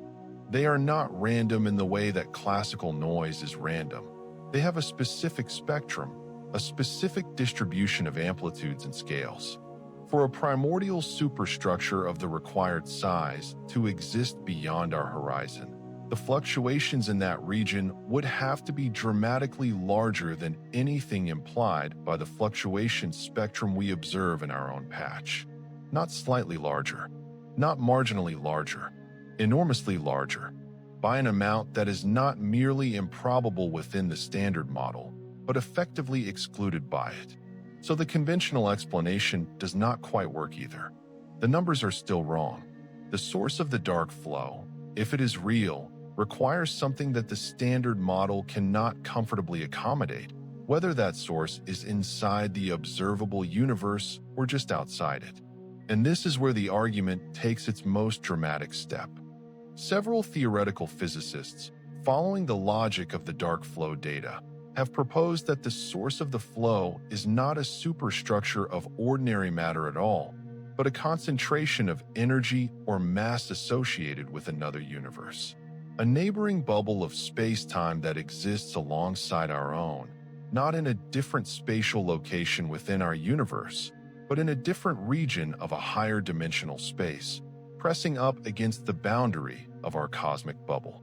To understand this, you need to understand a little about how the multiverse arises in modern physics, not as a philosophical fantasy, but as a natural consequence of the physics of the very early universe.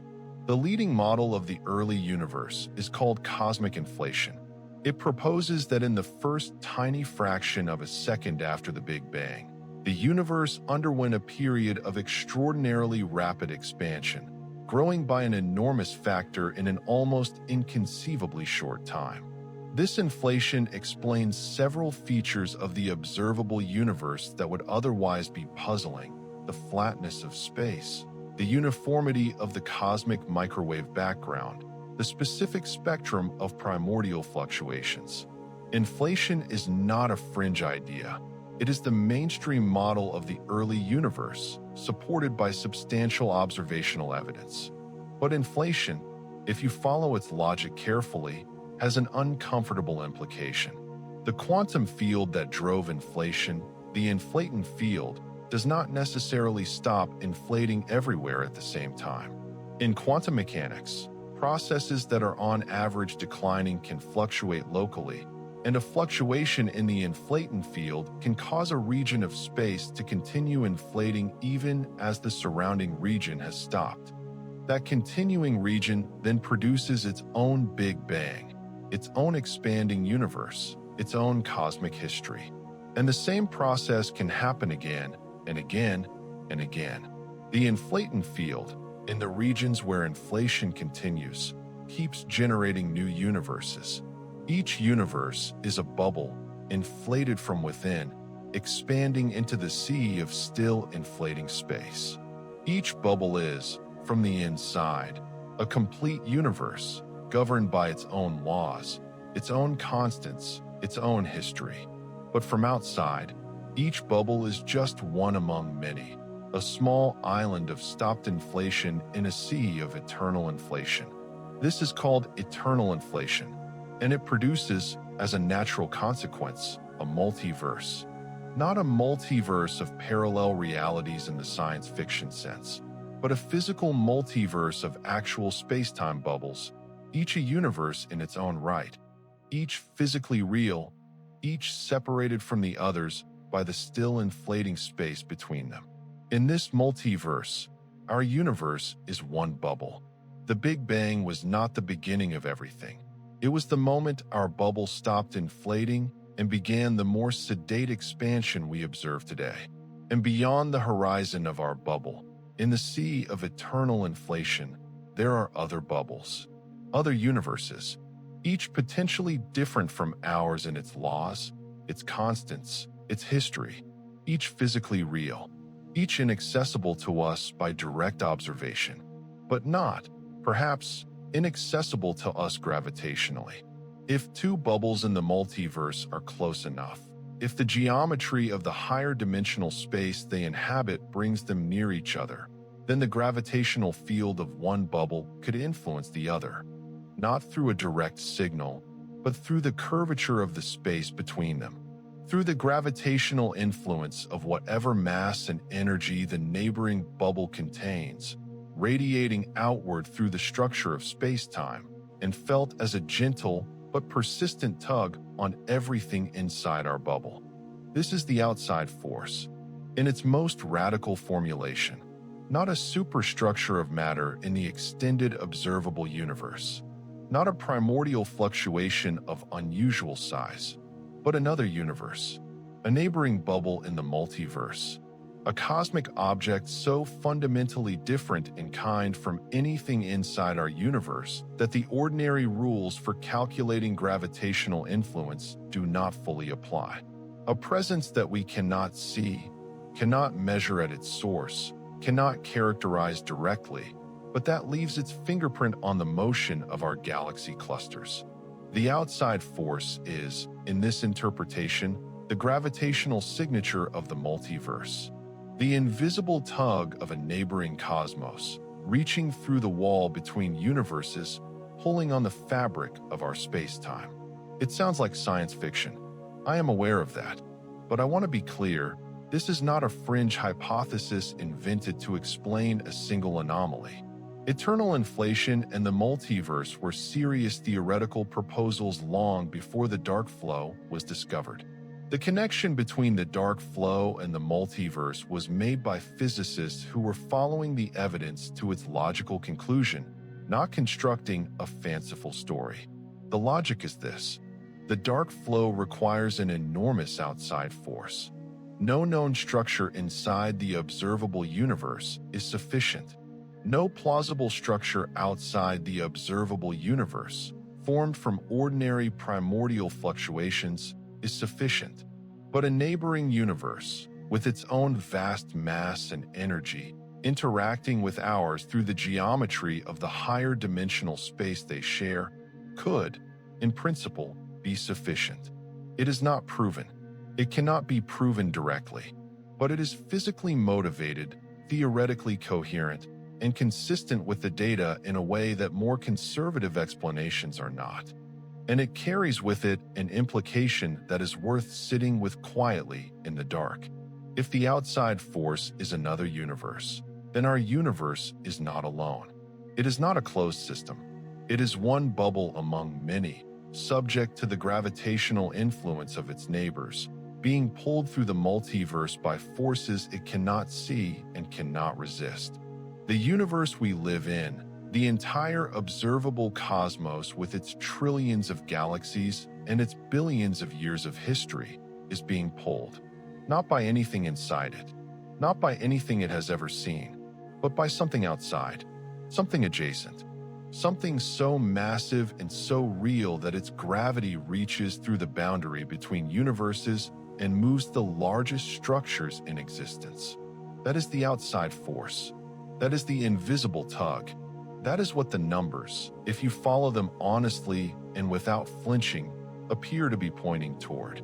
Breathe. Let that settle. Because there is more. The outside force does not just pull, it drains. And that is the next part of the story. There is something I want you to think about. Not a cosmological concept, not an abstract physics principle, but something more immediate. Something you have felt. The pull of gravity. You feel it every moment of your life, so constantly and so uniformly that you have long since stopped noticing it. It holds you to the surface of this planet. It holds the planet in its orbit around the sun. It holds the sun in its slow circuit around the center of the Milky Way.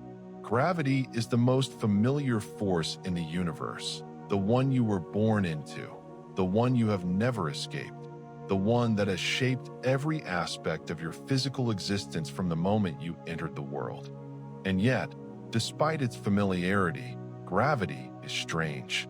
Profoundly, fundamentally strange, in ways that physicists have been struggling to articulate for over a century. The other fundamental forces of nature, electromagnetism and the nuclear forces, operate through particles. They are mediated by specific carriers, photons for electromagnetism, gluons for the strong nuclear force, W and Z bosons for the weak force. And critically, these forces fall off sharply with distance.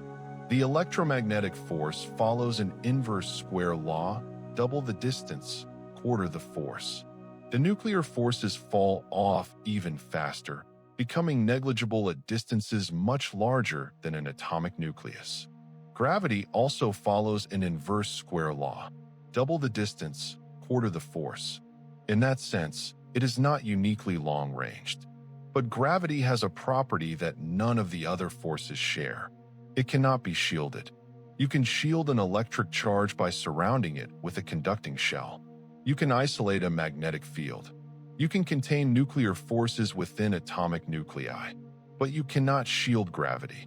There is no material, no configuration of matter, no physical structure that blocks or absorbs or deflects a gravitational field. Gravity passes through everything. It reaches everywhere. It cannot be stopped, cannot be contained, cannot be hidden behind any kind of wall.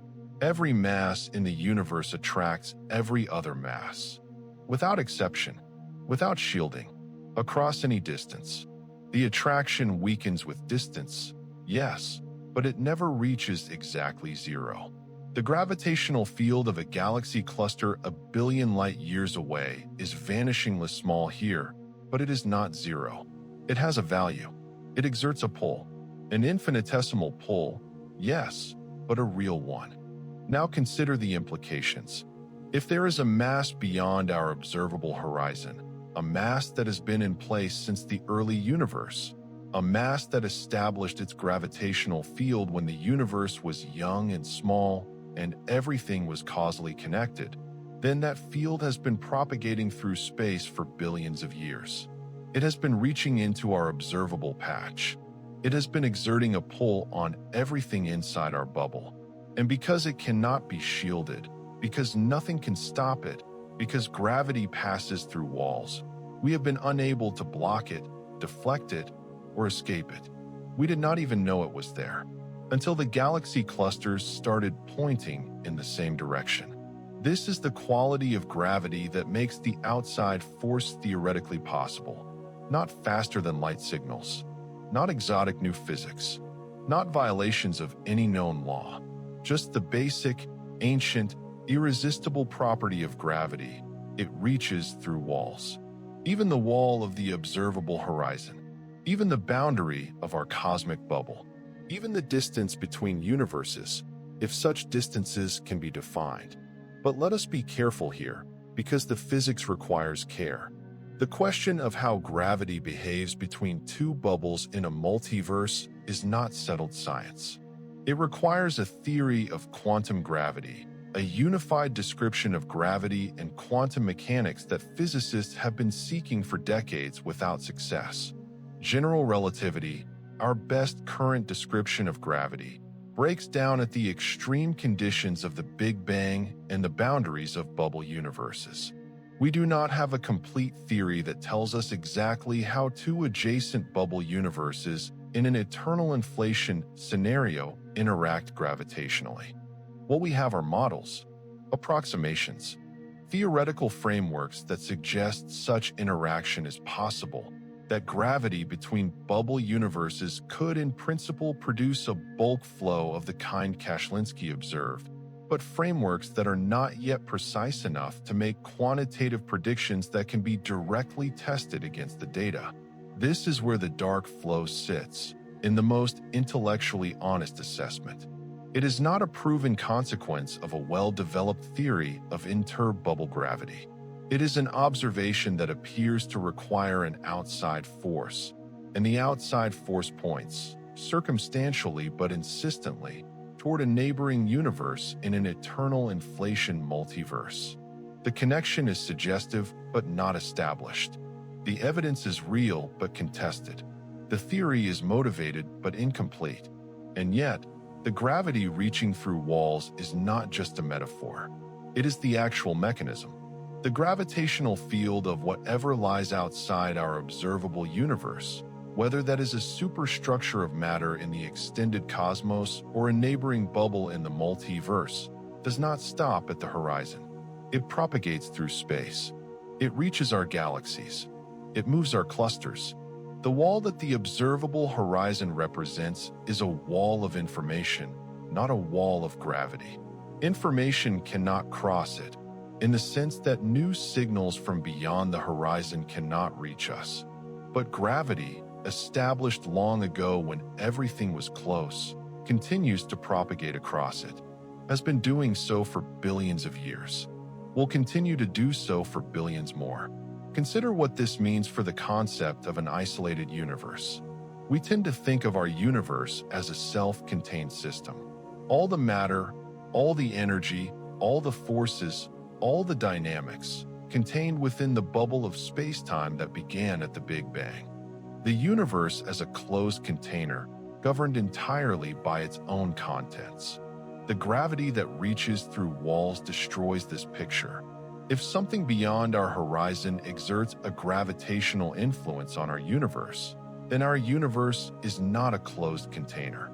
It is an open system subject to an external influence that is not part of its internal dynamics.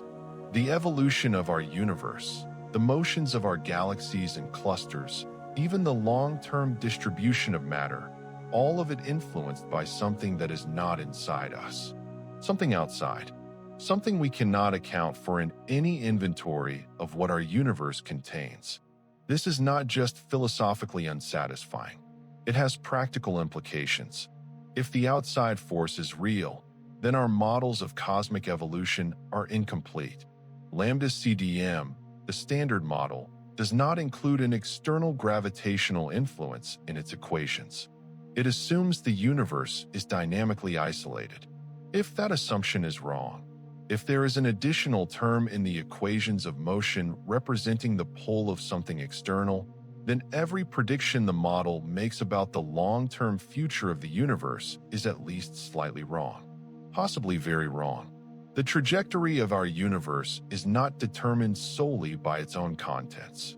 It is partly determined by the outside force, by the gravity that reaches through walls, by the invisible tug from beyond the horizon. And here is the deepest, unsettling implication of all. The outside force does not care about our models. It does not respect the boundaries we have drawn around our observable universe. It does not pause at the horizon and wait for permission to enter. It has been acting on us, continuously, invisibly, irresistibly, for billions of years before any human being existed to wonder about it. We are inside a system that is not closed. We are subject to a force that we cannot see. We are being pulled in a direction by something that lies beyond the edge of everything we can ever directly observe. And we cannot stop it. You cannot build a shield against gravity.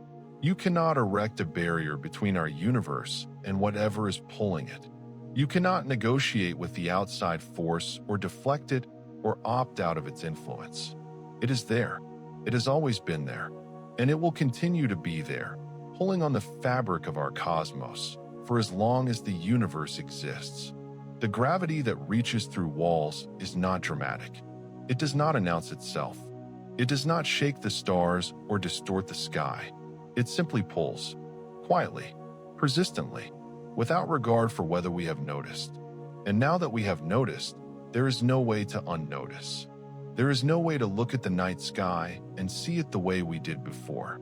Something is out there, something massive, something that cannot be seen, cannot be mapped, cannot be directly measured, but something whose gravitational fingerprint is written, unmistakably, in the motion of hundreds of the largest structures in the observable universe. The gravity that reaches through walls is real, or appears to be real. And whether its source is a superstructure of matter in the extended cosmos or a neighboring universe in the multiverse, the implication is the same. We are not alone in the dark. Something else is out there, and it has its hand on the fabric of our cosmos. The next question, the question that follows naturally and inevitably from this, is what happens when gravity reaches through walls not just gently but persistently? What happens over time? What happens to a universe that is being pulled continuously towards something outside itself? What happens to the water in a sink when a drain is opened? That is where we are going next. Think about water, not the ocean, not a river, not a rainstorm, just a simple, ordinary sink full of water. You have seen this 1,000 times. The sink is full, the water is still, the surface is flat and calm and reflects the light above it. Everything is in equilibrium. Nothing is moving. And then someone pulls the plug. At first, almost nothing happens. The water near the drain begins to move, barely perceptibly, drawn toward the opening by the difference in pressure. A few centimeters from the drain, the motion is visible but slow. A meter away, the surface still looks calm. If you were standing at the far edge of the sink, you might not notice anything was happening at all. But the drain is open, and the drain does not wait. It pulls quietly and continuously, and over time the water responds. First, the water closest to the drain begins to spiral. Then the spiral extends outward. Then the water that seemed perfectly still begins to move, slowly at first, then faster, drawn inevitably toward the opening. The entire surface of the water reorganizes itself around the fact of the drain. Everything is oriented toward it. Everything is moving toward it. The equilibrium is gone, replaced by a single, irreversible process. Water flowing toward a drain. Now make the sink as large as the observable universe. Make the water the galaxy clusters, billions of them, scattered across billions of light years. Make the drain something beyond the edge of the sink, beyond the observable horizon, in the dark that the water cannot see. And make the pull not the pressure difference of a household drain, but the gravitational influence of something so massive that its tug is felt across the entire surface. From edge to edge, from the nearest clusters to the farthest. This is the cosmic drain. This is the image that the dark flow produces when you follow it to its logical conclusion. Not a universe expanding uniformly outward in all directions, the clean and comfortable picture of the standard model, but a universe that is expanding and simultaneously draining. Expanding because of the Big Bang and dark energy, and draining because of the outside force, the invisible tug, the gravitational pull of something on the other side of the horizon that has opened a hole in the fabric of our cosmic equilibrium. The two processes are happening at the same time. The expansion pushes everything apart, and the drain pulls everything in one direction. The expansion is uniform, acting in all directions equally, and the drain is asymmetric, acting preferentially toward the patch of sky between Centaurus and Hydra. The expansion is understood, accounted for, built into every cosmological model we have, and the drain is the anomaly, the forbidden movement, the thing that should not be there. And the drain is winning, in the sense that its influence is measurable, detectable, real enough to appear in the peculiar velocity data of galaxy clusters, real enough to persist across billions of light years, real enough to move the largest structures in existence at 3 million kilometers per hour toward a destination they will never reach in any human-relevant time frame, but toward which they are nonetheless, undeniably, moving. Consider the analogy more carefully. When water drains from a sink, it does not simply move toward the drain in a straight line. It spirals. The rotation of the water, combined with the pull of the drain, creates a vortex, a structure that is both moving and organized, both dynamic and patterned, both flowing and curving. The vortex is not random. It has a direction, a center, a coherent form that emerges from the interaction between the water's existing motion and the drain's pull. The universe, in the analogy, also has existing motion.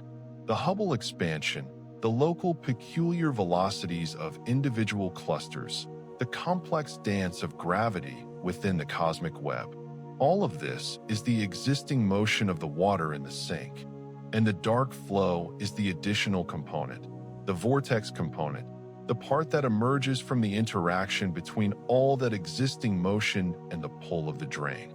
The cosmic web, already complex, already patterned, already organized by the interplay of gravity and expansion over billions of years, is being additionally shaped by the drain.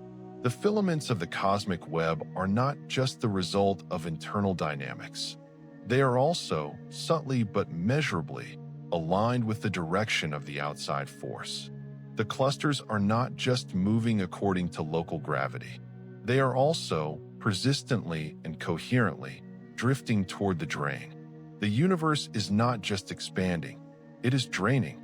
And once you see it this way, once the image settles into your mind, you cannot unsee it. Every picture of the cosmic web, every map of galaxy clusters, every diagram of the large-scale structure of the universe, all of it has this additional quality. Not just a web, not just a structure, but a structure that is moving together, moving towards something, draining. There is a word that physicists use when they describe the large-scale flow of matter in the universe. They call it streaming.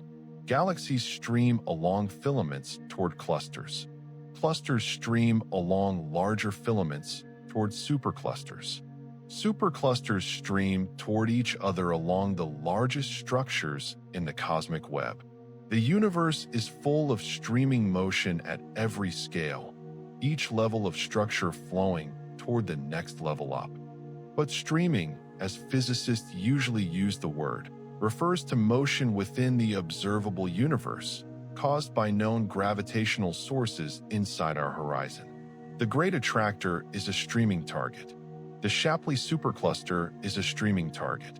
These are real concentrations of mass inside our observable bubble toward which nearby galaxies stream under ordinary gravitational attraction. The cosmic drain is different. The cosmic drain is a streaming target that is not inside the observable universe. It is not a known concentration of mass. It is not mapped, not cataloged, not in any inventory of cosmic structures.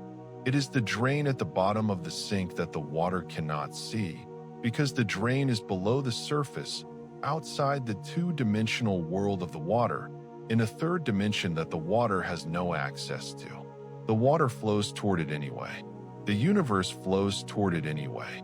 Not because the drain has announced itself, not because the galaxy clusters have been informed of its existence, but because gravity does not require permission. Gravity does not need to be seen to act. Gravity reaches through the surface of the water, through the wall of the observable universe, through the boundary of everything we know, and pulls. And here is the detail that I find most genuinely disturbing about the cosmic drain. Not the fact that it exists, not even the fact that it is invisible and undetectable at its source, but the fact that it is one way. Water that goes down a drain does not come back. The process is irreversible. Once the water has passed through the drain, it has gone from the sink, moved into a different system, subject to different forces and different dynamics. It does not return. The cosmic drain, if real, has this same quality of irreversibility. The galaxy clusters moving toward the outside force are not oscillating. They are not going to move toward it and then rebound. They are drifting slowly but persistently in one direction. And that direction, beyond the horizon, beyond the edge of the observable universe, is a one-way journey. The clusters will not return. The matter is not cycling. The universe is not borrowing energy from the outside and giving it back. It is draining, one way, towards something outside, without return. The implications of this, followed all the way through, are the subject of the later parts of this story. But I want you to sit with the image for a moment. The cosmic drain. The universe as a sink, full of the most extraordinary structures, filaments and clusters and superclusters, all the wonder and complexity of 400 billion galaxies.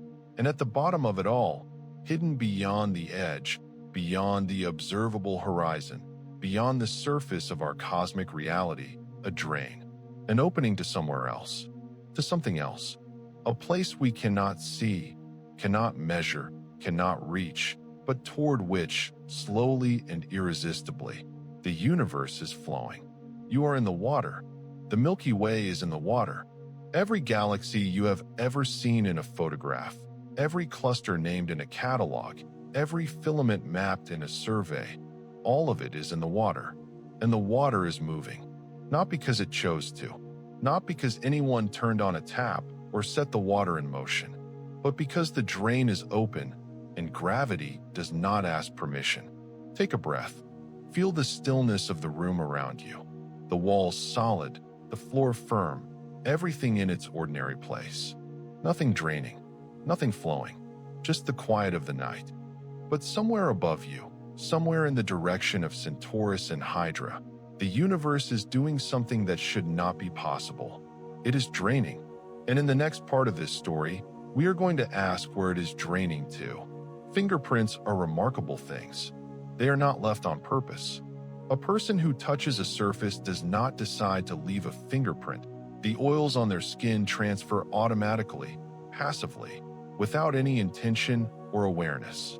The fingerprint is a consequence, not a communication. It says something was here.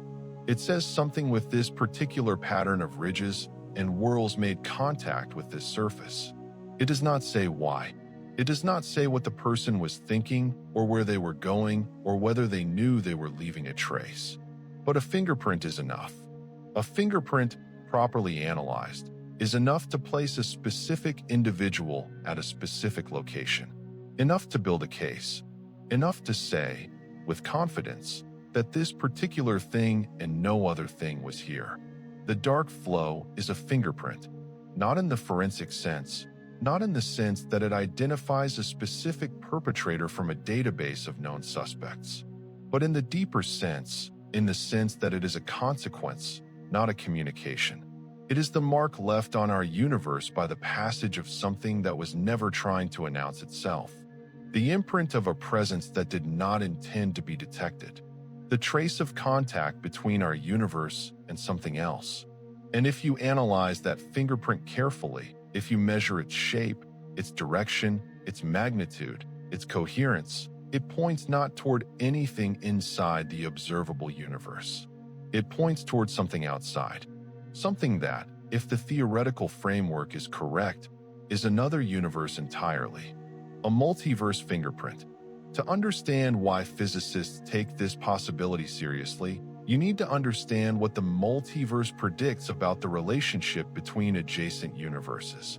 And to understand that, you need to understand bubbles. In the eternal inflation model, the multiverse is a sea of inflating space-time. Individual universes are bubbles within that sea, regions where inflation has ended and the more sedate Big Bang expansion has begun. Each bubble starts small, the size of a quantum fluctuation, and expands outward into the inflating medium around it.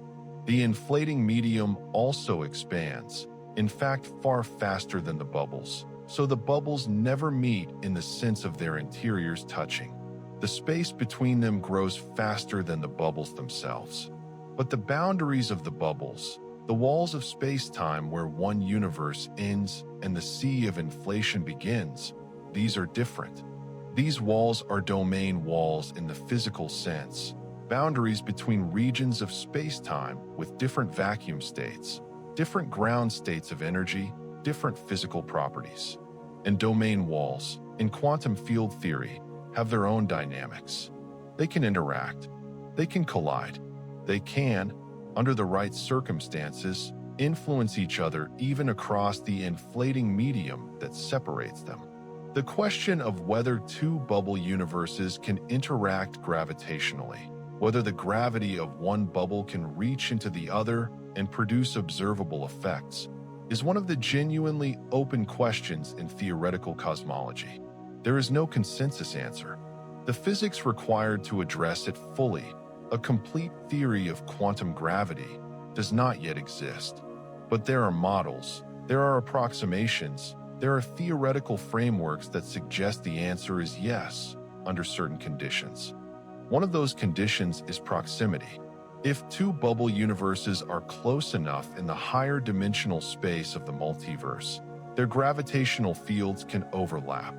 The curvature of space-time generated by the mass and energy in one bubble can extend into the other, producing a net gravitational influence. an additional force on the matter in one universe, directed toward the neighboring universe, persistent and coherent across the entire bubble. This is the mechanism. This is how a neighboring universe could produce the dark flow. Not through a direct signal, not through light or particles or any information-carrying process, but through the curvature of space-time itself, through gravity reaching across the boundary between two adjacent bubbles in the multiverse. The fingerprint this would leave is exactly what Kashlinsky found. A coherent bulk flow, pointing in one direction, persistent across the largest scales, unexplained by anything inside the observable universe. A flow that originates not from a local source but from a distant, invisible, uncharacterizable influence. A flow that is, in the most literal sense, from outside. But there is more to the fingerprint than just the flow itself. If the dark flow is caused by a neighboring universe, then it is not only the velocity of galaxy clusters that should be affected. The presence of an adjacent bubble universe should leave other traces as well. Subtle imprints on the cosmic microwave background, slight distortions in the distribution of matter on the very largest scales, perhaps anomalies in the topology of space itself, signatures of the boundary conditions imposed by the proximity of another bubble. And here is where the story becomes genuinely tantalizing, because some of these additional fingerprints may already have been seen. The cosmic microwave background has several anomalies that have puzzled cosmologists for years. The cold spot, a region of the southern sky that is significantly colder than the average background temperature and larger than expected from the standard model of inflation. The alignment of the largest scale fluctuations, known as the quadrupole and octopole, which point in suspiciously similar directions rather than being randomly distributed as the standard model predicts. The hemisphere asymmetry, the observation that fluctuations on one side of the sky are slightly stronger than on the other, as if the universe has a preferred direction. None of these anomalies, individually, are conclusive. Each one has a probability of arising by chance that is low but not negligible. Each one has been analyzed, reanalyzed, debated, and disputed, and the standard cosmological response has been to treat them as statistical flukes, unlikely but not impossible results that occasionally emerge from random processes. But if the dark flow is real, and if its source is a neighboring universe in the multiverse, then these microwave background anomalies are not statistical flukes. They are part of the same fingerprint. They are additional traces of the same contact, the same interaction, the same multiverse adjacency that is also producing the bulk flow of galaxy clusters. Each anomaly alone is ambiguous, but taken together, as a pattern, they form a coherent picture. Multiple independent signatures, all pointing in related directions, all consistent with the hypothesis that our universe is not alone and is not isolated. A fingerprint is not just a single point. It is a pattern, a collection of ridges and whorls that together identify a specific individual. The dark flow is one feature of the pattern. The microwave background anomalies are other features. And together, they form something that a detective would call a promising lead. Not proof, not certainty, but a pattern that is coherent enough to take seriously. A set of clues that point in the same direction. A fingerprint that says something was here. Something from outside. Something that touched our universe and left its mark. The question that follows naturally is what is on the other side? What kind of universe could leave this fingerprint? Is it similar to ours, governed by the same laws, containing the same kinds of structures? Or is it radically different, a bubble where the constants of nature are different, where atoms cannot form, where stars cannot ignite, where the very concept of structure is foreign? We do not know. We cannot know. The fingerprint tells us that something is there, but it does not tell us what that something is like. A fingerprint identifies presence, but not personality. It says someone was here, not who that someone is, not what they were thinking, not what world they came from. The neighboring universe, if it exists, is as inaccessible to us as we are to it.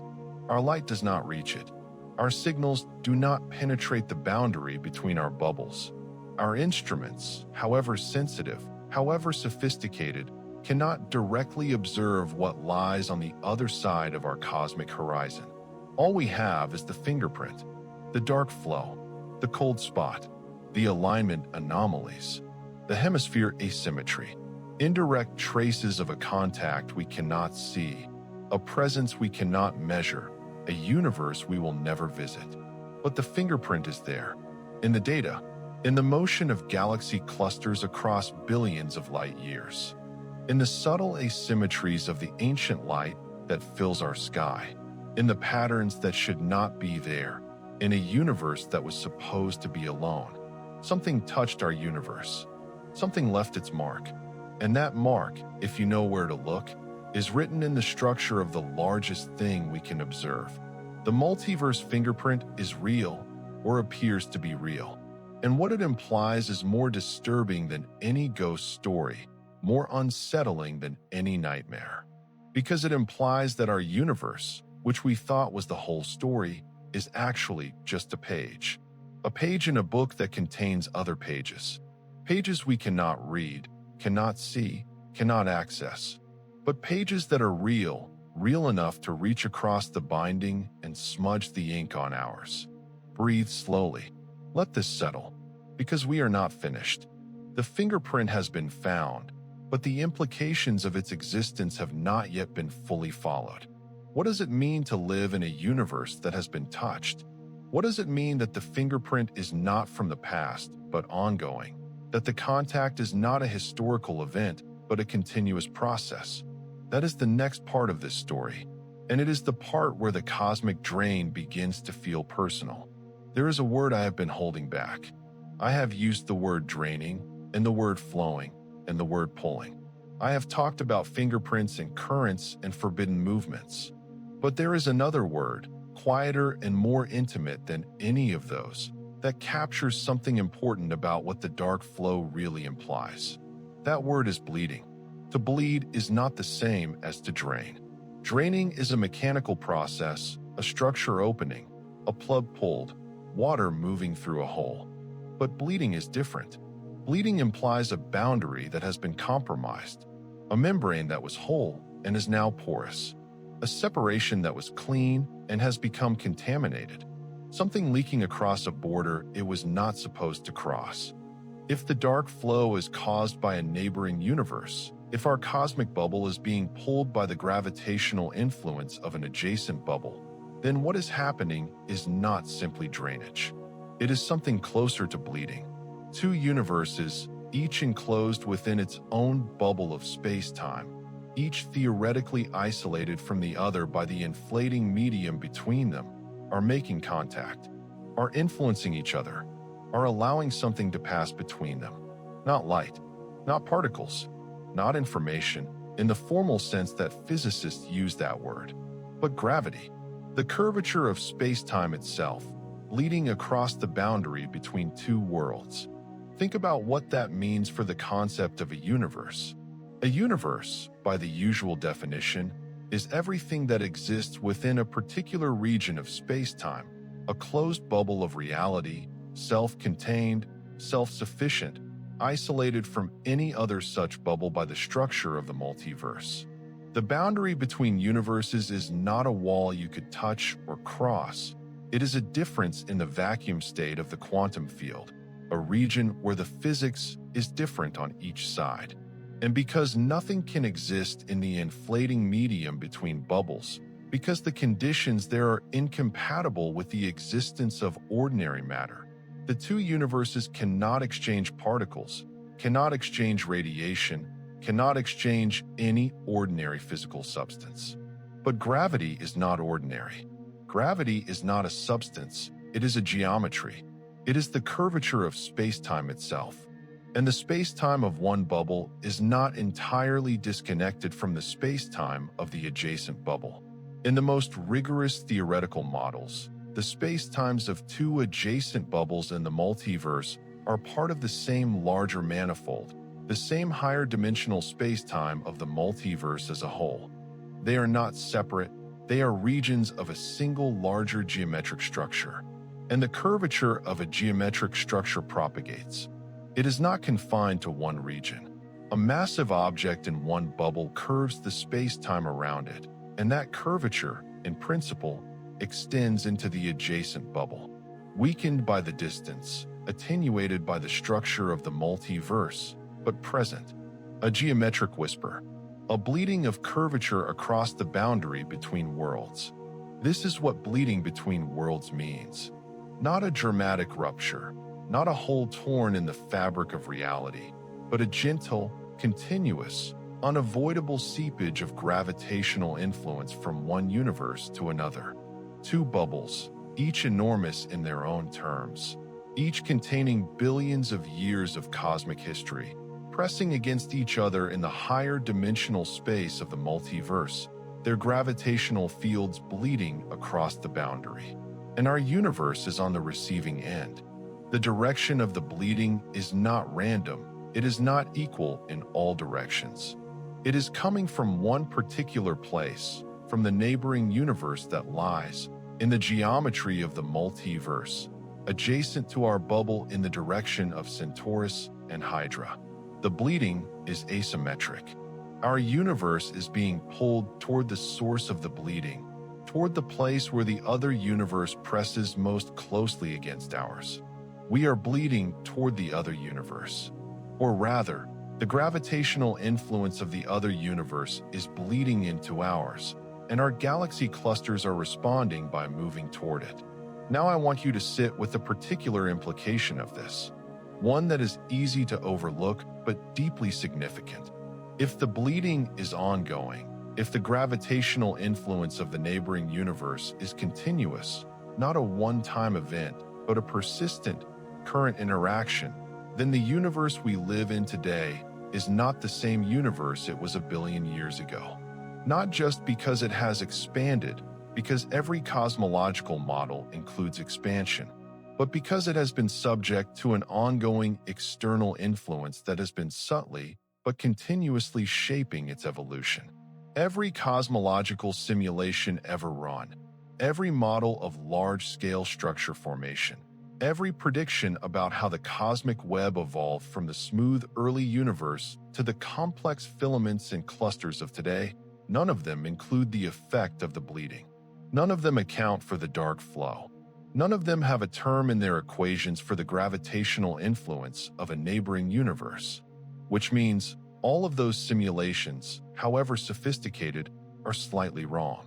The large-scale structure of the universe is not exactly what the standard model predicts it should be, not because the model's physics are wrong, but because the model is incomplete. It is missing a term that represents the slow, persistent, invisible bleeding of influence from the outside. And here is the thing about missing a term in your equations. The longer the process runs, the larger the error accumulates. An influence that was negligible in the early universe, when the dark flow was first establishing itself, has been acting continuously for billions of years. Its effects have been compounding. The structures that formed under its influence are not quite the structures that would have formed without it. The cosmic web is not quite the cosmic web it would have been in an isolated universe.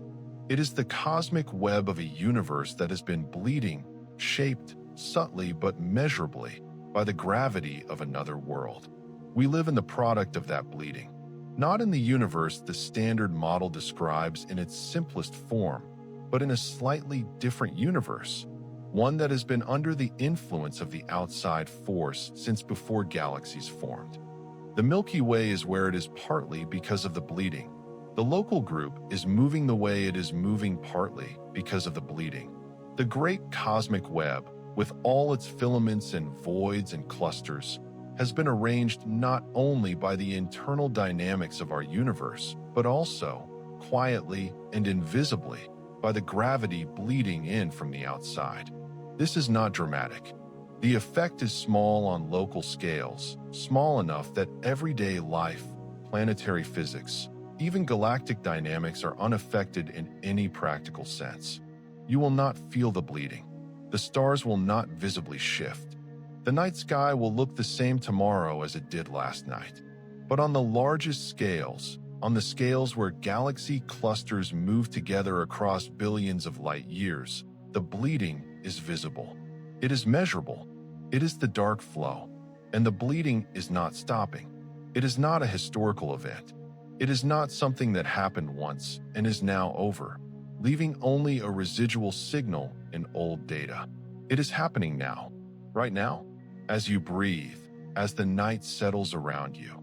The gravitational influence of a neighboring universe is pressing into our cosmic bubble, curving our space-time slightly toward its own, drawing our galaxy clusters persistently toward the boundary between our world and the next.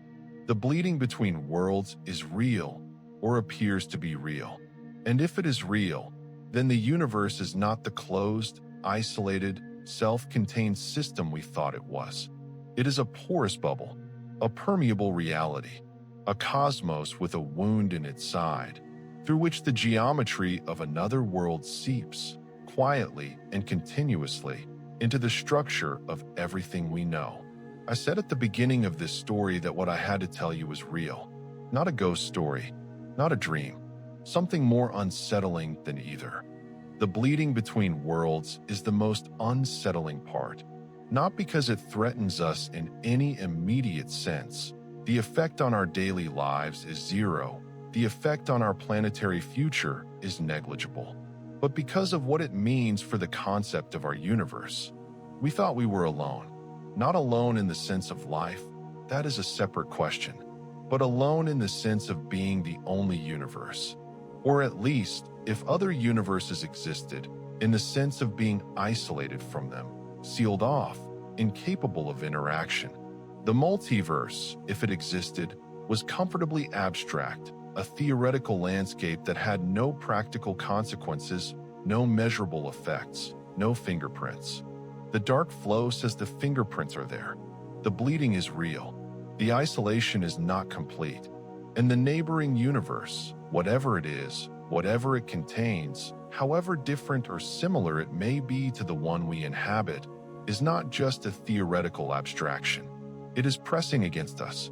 Right now, it's gravity bleeding into our space, pulling our clusters toward it, making our universe drift slowly and irreversibly toward a boundary we can never see, that is bleeding between worlds. And now that the bleeding is established, now that the mechanism is clear and the implications are felt, we need to face the final and most personal implication of all. Not just that other universes exist, not just that they influence ours, but that we, specifically, are inside the flow. That we, specifically, are part of what is being pulled. That we are already moving. Here is a thing that is easy to forget. You are not sitting still.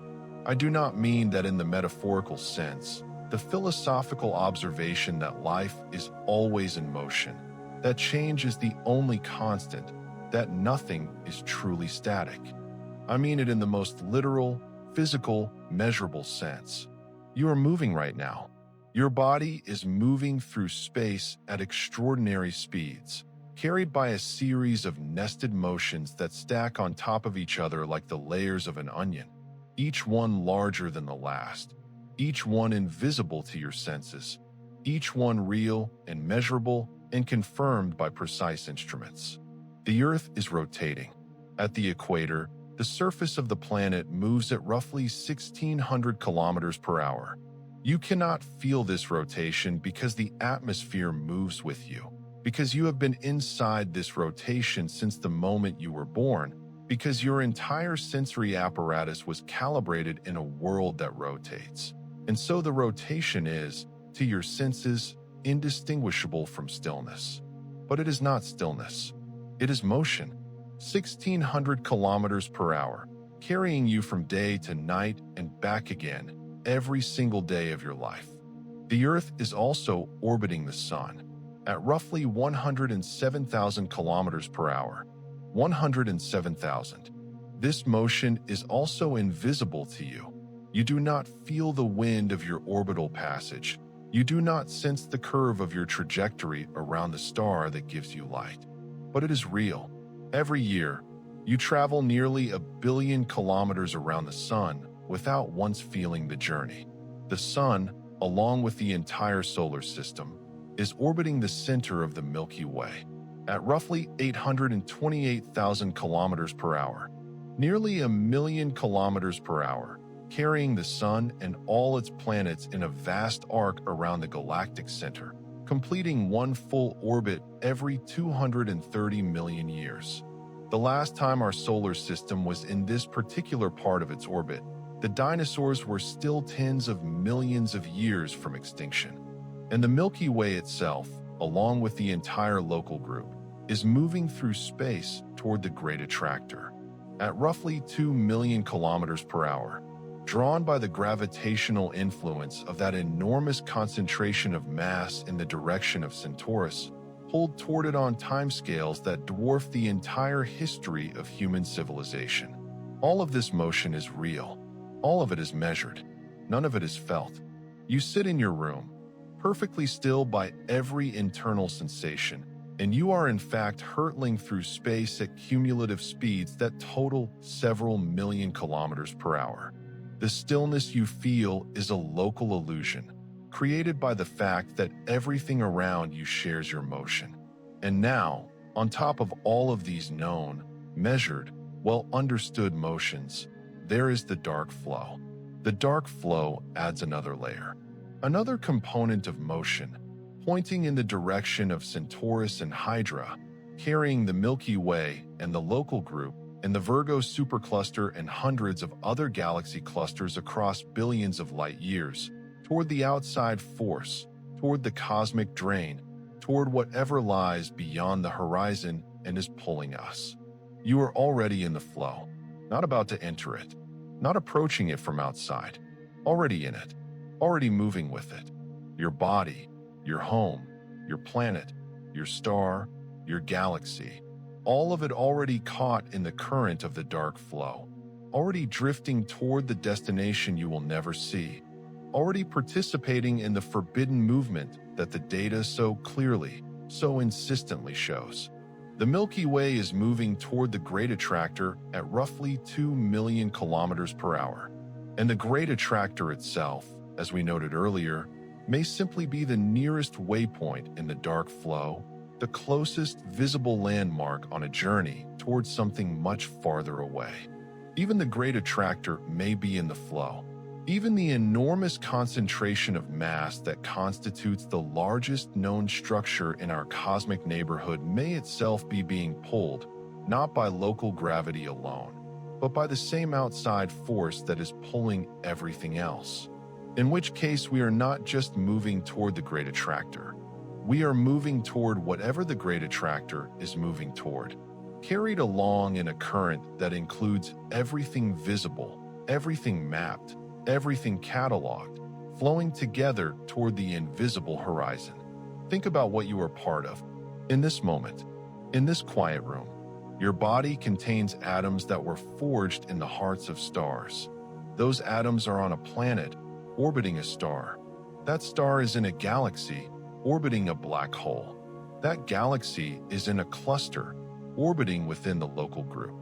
And that entire structure, all of it, from the electrons in your cells to the dark matter halo of the Virgo supercluster, is already in motion, already flowing, already caught in the dark flow.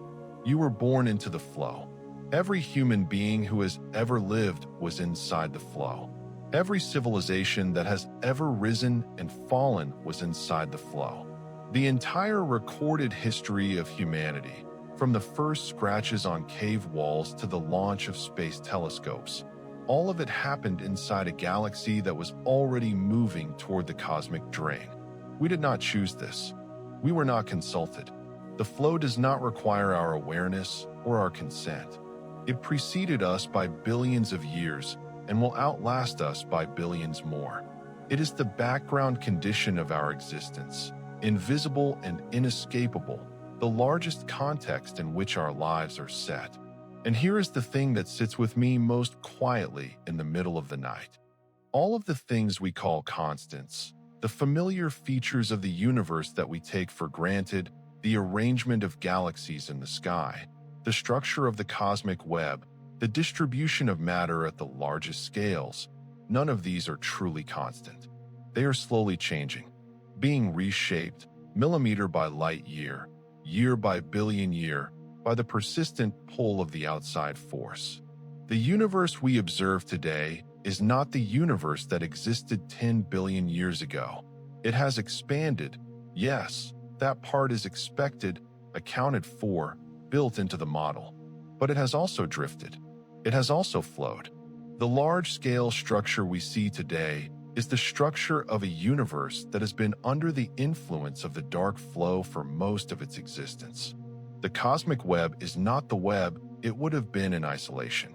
It is the web of a universe that has been bleeding, that has been draining, that has been caught in a current since before the first stars ignited. And we are the product of that universe.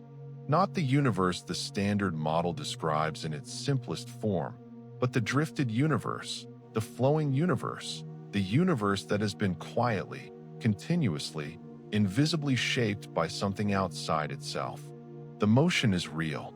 The drift is real. The flow is real. And we are in it, have always been in it, will always be in it, for as long as the universe and the force that pulls it both exist. There is something genuinely profound about this realization. Not just cosmologically profound, but existentially profound. We spend our lives, all of us, in the experience of stillness. Sitting, standing, sleeping, the sensation of being at rest.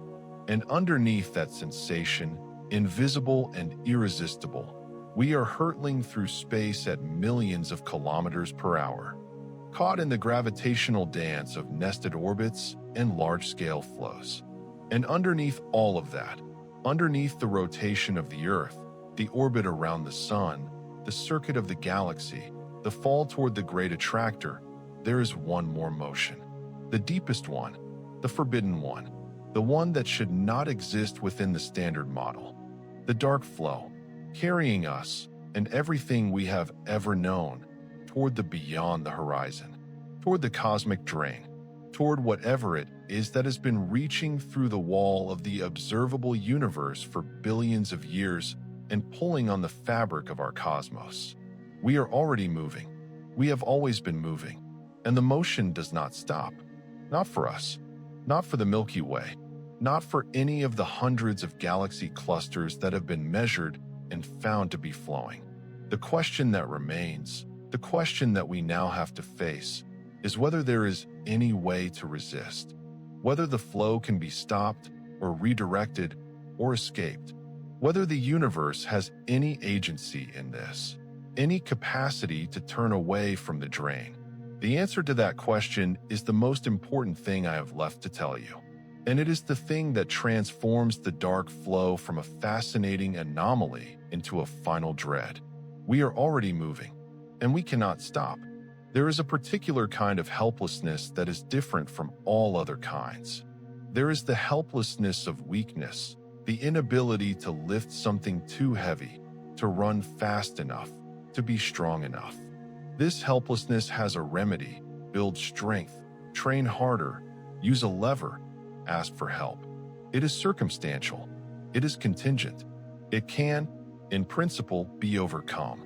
There is the helplessness of ignorance, the inability to solve a problem because you do not yet have the information or the understanding you need.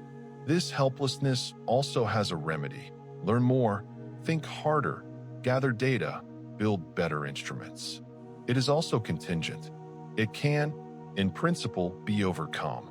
But there is a third kind of helplessness: the helplessness of physics. The inability to do something not because you are not strong enough or not smart enough, but because the laws of nature do not permit it. Because the thing you want to prevent is not a matter of muscle or knowledge, but a consequence of how reality is built. You cannot make water flow uphill by willing it to. Not because you are weak, but because gravity. You cannot make a fire burn without fuel. not because you are ignorant, but because thermodynamics. You cannot send information faster than light, not because our technology is insufficient, but because relativity. The helplessness of physics is the absolute kind, the kind with no remedy, the kind that is permanent and complete and does not yield to effort or ingenuity or time. The dark flow produces this third kind of helplessness. Consider what it would take to stop the dark flow, to prevent the galaxy clusters from moving toward the outside force, to redirect the Milky Way and the local group and the Virgo supercluster away from the cosmic drain and toward some other direction. What would that require? It would require overcoming gravity, not the gravity of a planet or a star, but the gravity of something so massive that its influence extends coherently across several billion light years of space. The gravitational pull of a structure that may be outside the observable universe entirely, perhaps a structure associated with a neighboring universe in the multiverse. A force that has been acting on our cosmic neighborhood for most of the age of the universe, that has established the current of the dark flow across billions of years. There is no technology that could overcome this force, not even in principle, not even in imagination.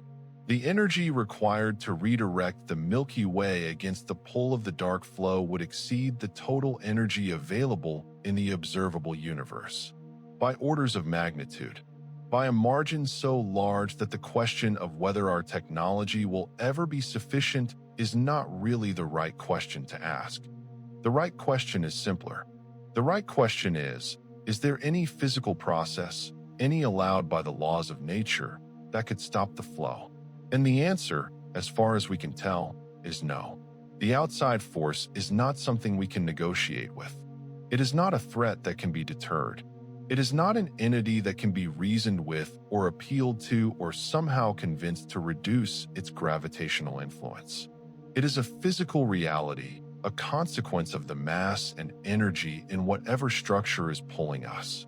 It pulls because that is what gravity does, without intention, without awareness, without the slightest regard for whether we exist to notice it. We are powerless in the current, not because we are small, though we are, not because we are temporary, though we are, but because the current is a law of nature, because gravity does not ask permission, because the outside force has been there, pulling, since before the first star in the universe ignited, and it will still be there, pulling, long after the last star has burned out. And now let me add something that makes the powerlessness even more complete. Even if we could, somehow, stop the dark flow, even if we could redirect our galaxy and everything in our neighborhood away from the cosmic drain, we could not stop the bleeding. The gravitational influence of the neighboring universe is not a discrete force that can be switched off. It is a property of the space-time we inhabit. Our space-time is curved by the presence of the adjacent bubble. That curvature is not something we can remove or reverse. It is the background geometry of our existence, as fundamental and as unchallengeable as the expansion of the universe itself. We live in curved space-time, not just curved by local masses, the familiar curvature that makes planets orbit stars and light bend around black holes, but curved, on the very largest scales, by the gravitational influence of something outside our universe. Our entire observable bubble is slightly tilted toward the neighboring cosmos. The geometry of our reality is not the pure, isolated geometry of a universe in isolation. It is the geometry of a universe that is bleeding, that is flowing, that is being pulled. And we cannot straighten it. We cannot untilt our space-time. We cannot close the wound through which the outside gravity bleeds. It was there before us, and it will be after us. So what does it mean to be powerless in the current? What do you do with the knowledge that the universe you live in is not a closed system, that it is being pulled by something outside itself, that the largest structures in existence are flowing toward a destination beyond the horizon, and that there is absolutely nothing anyone or anything can do to stop it? This is not a crisis in the ordinary sense. The dark flow is not going to destroy the Earth tomorrow, or in a billion years, or probably in any time frame relevant to the existence of our species. The current is slow by human standards, even if it is fast by cosmic ones. The flow will continue, and the clusters will drift, and the universe will bleed, but none of it will interrupt your next breath or disturb the stars you see tonight. The helplessness is real, but it is not urgent. It is the helplessness of standing on a beach and knowing that the tide is coming in. The tide is not here yet. You have plenty of time, but the tide will come, and no amount of willing or wishing or building or engineering will prevent it. The tide follows the moon, and the moon follows gravity, and gravity does not yield to human desire. The dark flow follows the outside force, and the outside force follows the geometry of the multiverse, and the geometry of the multiverse does not yield to anything we can do or say or imagine. We are powerless in the current, completely, irreversibly, permanently. And here is the strangest part of the powerlessness. It does not feel like anything. Right now, in this moment, being pulled through space at millions of kilometers per hour by a combination of known gravitational sources and the dark flow, you feel nothing. You feel the chair or the pillow. You feel the weight of your body. You feel the breath moving in and out of your lungs. None of the cosmic motion is felt. None of the powerlessness is experienced. The universe kidnaps you quietly, moving you through space without your knowledge or consent, and you sleep through it. Every night, as you sleep, the dark flow carries you further toward the horizon, not by much, not by any amount that is humanly detectable or personally significant, but by something, by the accumulated drift of the universe in the direction of the outside force, by the persistent, continuous, irresistible pull of the cosmic drain. And tomorrow night you will sleep again, and the night after, and each night the drift continues. Each night, the current carries the universe a little further. Each night, the outside force reaches through the wall of our observable universe and pulls, invisibly and irresistibly, toward the beyond. We are powerless in the current. All of us. Every person who has ever lived. Every galaxy that has ever formed. Every structure in the observable universe. All of it flowing, all of it drifting, all of it caught in the same forbidden movement. You cannot stop it. Neither can I. Neither can the greatest physicist who ever lived or ever will live. Neither can any technology or any civilization. The current is the current. The flow is the flow. The outside force is the outside force. And it has been pulling since before we existed to name it. Breathe. Let the powerlessness settle into you, not as fear, but as fact. Not as something to fight, but as something to know. The current is real. The flow is real. And you are in it, have always been in it, will always be in it. In the last part of this story, we will sit with what all of this means. Not just cosmologically, not just physically, but in the quietest and most personal sense. What it means to know that your universe is not a closed system, that something outside it is calling, and that the call has been going on patiently and irresistibly since the beginning of time. We have arrived, not at the destination of the dark flow. That destination is beyond the horizon, beyond the observable universe, beyond the reach of any instrument we will ever build. We have arrived at the end of the story, at the place where the evidence has led us, step by careful step, from the comfortable picture of the uniformly expanding universe to something altogether different. Something that the comfortable picture did not have room for. Something that sits in the data like a fact, patient and immovable, and waits for us to accept what it means. So let us accept it, slowly, in the quiet of this moment. Let us sit with the full weight of what the dark flow implies, and let the final dread settle into us, not as panic, not as despair, but as knowledge. The particular, irreversible, clarifying kind of knowledge that changes how you see everything else. Here is what we know. The universe is expanding. That part remains true. The Hubble flow is real. The expansion is real. Dark energy is real. The Big Bang happened, and the universe has been growing ever since. None of that is undone by the dark flow. The comfortable picture is not entirely wrong. It is simply incomplete. On top of the expansion, there is a flow, a forbidden movement of hundreds of galaxy clusters distributed across billions of light years, all moving coherently in one direction at approximately 3 million kilometers per hour. This flow is real, or appears to be real. It has been measured, it has been analyzed, it has been scrutinized by skeptics and defended by its discoverers, and after years of debate, it has not been convincingly refuted. It is still there, still pointing in the same direction, still unexplained by anything inside the observable universe.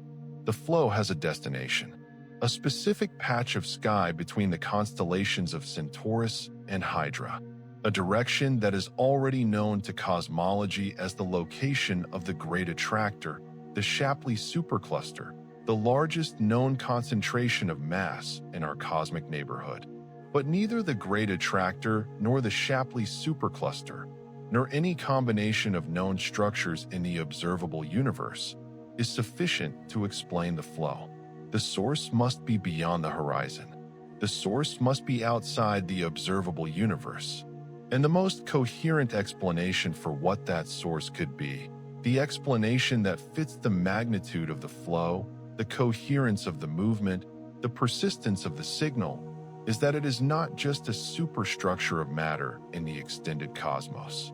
It is the gravitational influence of something adjacent to our universe in the structure of the multiverse, a neighboring bubble of space-time, another cosmos, pressing against the boundary of our own, its gravity bleeding across the wall between worlds and pulling our galaxy clusters toward it. We are not a closed system. Our universe is not isolated. The laws and forces that govern us do not originate entirely from within us. Something outside is reaching in. Something beyond the horizon is calling. And we are answering, not because we chose to, not because we know we are doing it, but because gravity does not require consent. This is the final dread, not an event, not a catastrophe, not something that is going to happen suddenly and dramatically in a way that announces itself. The final dread is quieter than that. It is the dread of a universe that is open when it was supposed to be closed. The dread of a cosmos that is bleeding when it was supposed to be intact. The dread of a reality that is being called away from itself by something it cannot see, cannot resist, and cannot even fully describe. Let me try to articulate the full weight of this. We have been telling ourselves a story about the universe, a story that began with the Big Bang and followed the universe through its expansion and cooling and structure formation, through the birth of galaxies and stars and planets and life, all the way to this moment, this room, this breath you are taking. A story in which everything that exists is part of the same system, governed by the same laws, contained within the same expanding bubble of space-time that began 13.8 billion years ago. A story in which the universe is everything. The dark flow says the universe is not everything. There is something else. Something that is not our universe, not inside our observable bubble, not part of the system we have been mapping and modeling and measuring. Something that exists alongside our universe in the geometry of the multiverse. Something that is so massive, so gravitationally powerful, that it reaches across the boundary between its reality and ours and pulls on the fabric of our cosmos. The universe is not everything. And what is outside it, what exists beyond the boundary we cannot cross, is not nothing. It is something real, something large, something that has been pulling on us since before we existed to be pulled on. This is the specific quality of the final dread. It is not the dread of emptiness, not the existential vertigo of looking up at the stars and feeling small against the void. That dread has a kind of grandeur to it, a vastness that is almost beautiful in its scale. The dread of the dark flow is different. It is the dread of presence, of something being there when there should be nothing, of the darkness beyond the horizon not being empty, but inhabited, of the outside not being void, but occupied. And here is the detail I find most difficult to sit with. We will never know what it is, not because we are not smart enough, not because our technology is insufficient, but because the physics of our universe imposes a hard limit on what we can ever observe. The horizon is not just a practical barrier, it is a fundamental one. No information from beyond it can ever reach us. No light, no signal, no particle. The neighboring universe, if it exists, is permanently and completely hidden from direct observation. We can infer its presence from the fingerprint it leaves on our cosmos, but we can never see it, never map it, never understand what it contains or what it is like. We will never know what is calling us. We will only know that something is, that the call is real, that it has been going on for billions of years, that it will continue for billions more, and that we and every structure in the observable universe are already moving in response to it.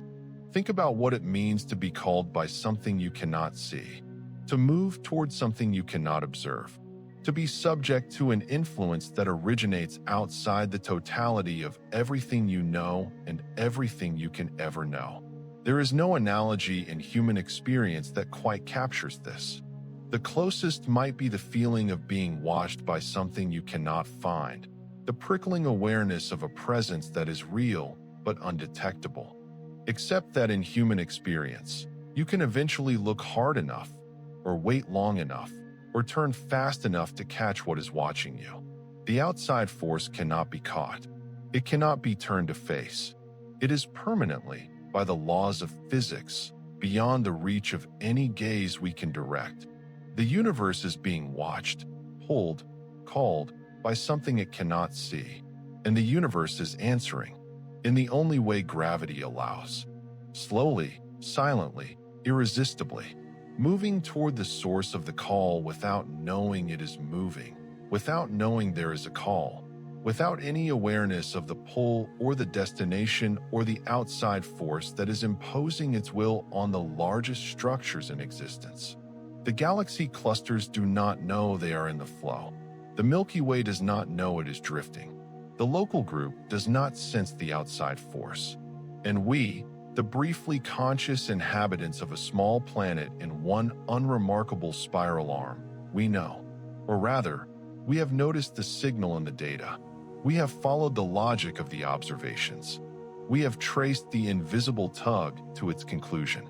And we have arrived here at the final dread, at the knowledge that we are inside a universe that is not closed, that is being pulled by something outside, that is flowing toward a horizon it cannot cross, that is answering a call it cannot hear. And we cannot stop it.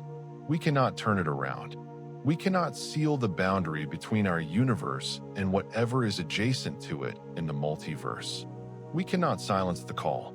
We cannot resist the pull. We can only know that it is happening. Know that it has always been happening. Know that the familiar universe, with all its galaxies and all its history and all its complexity, is not the whole story. The whole story is larger.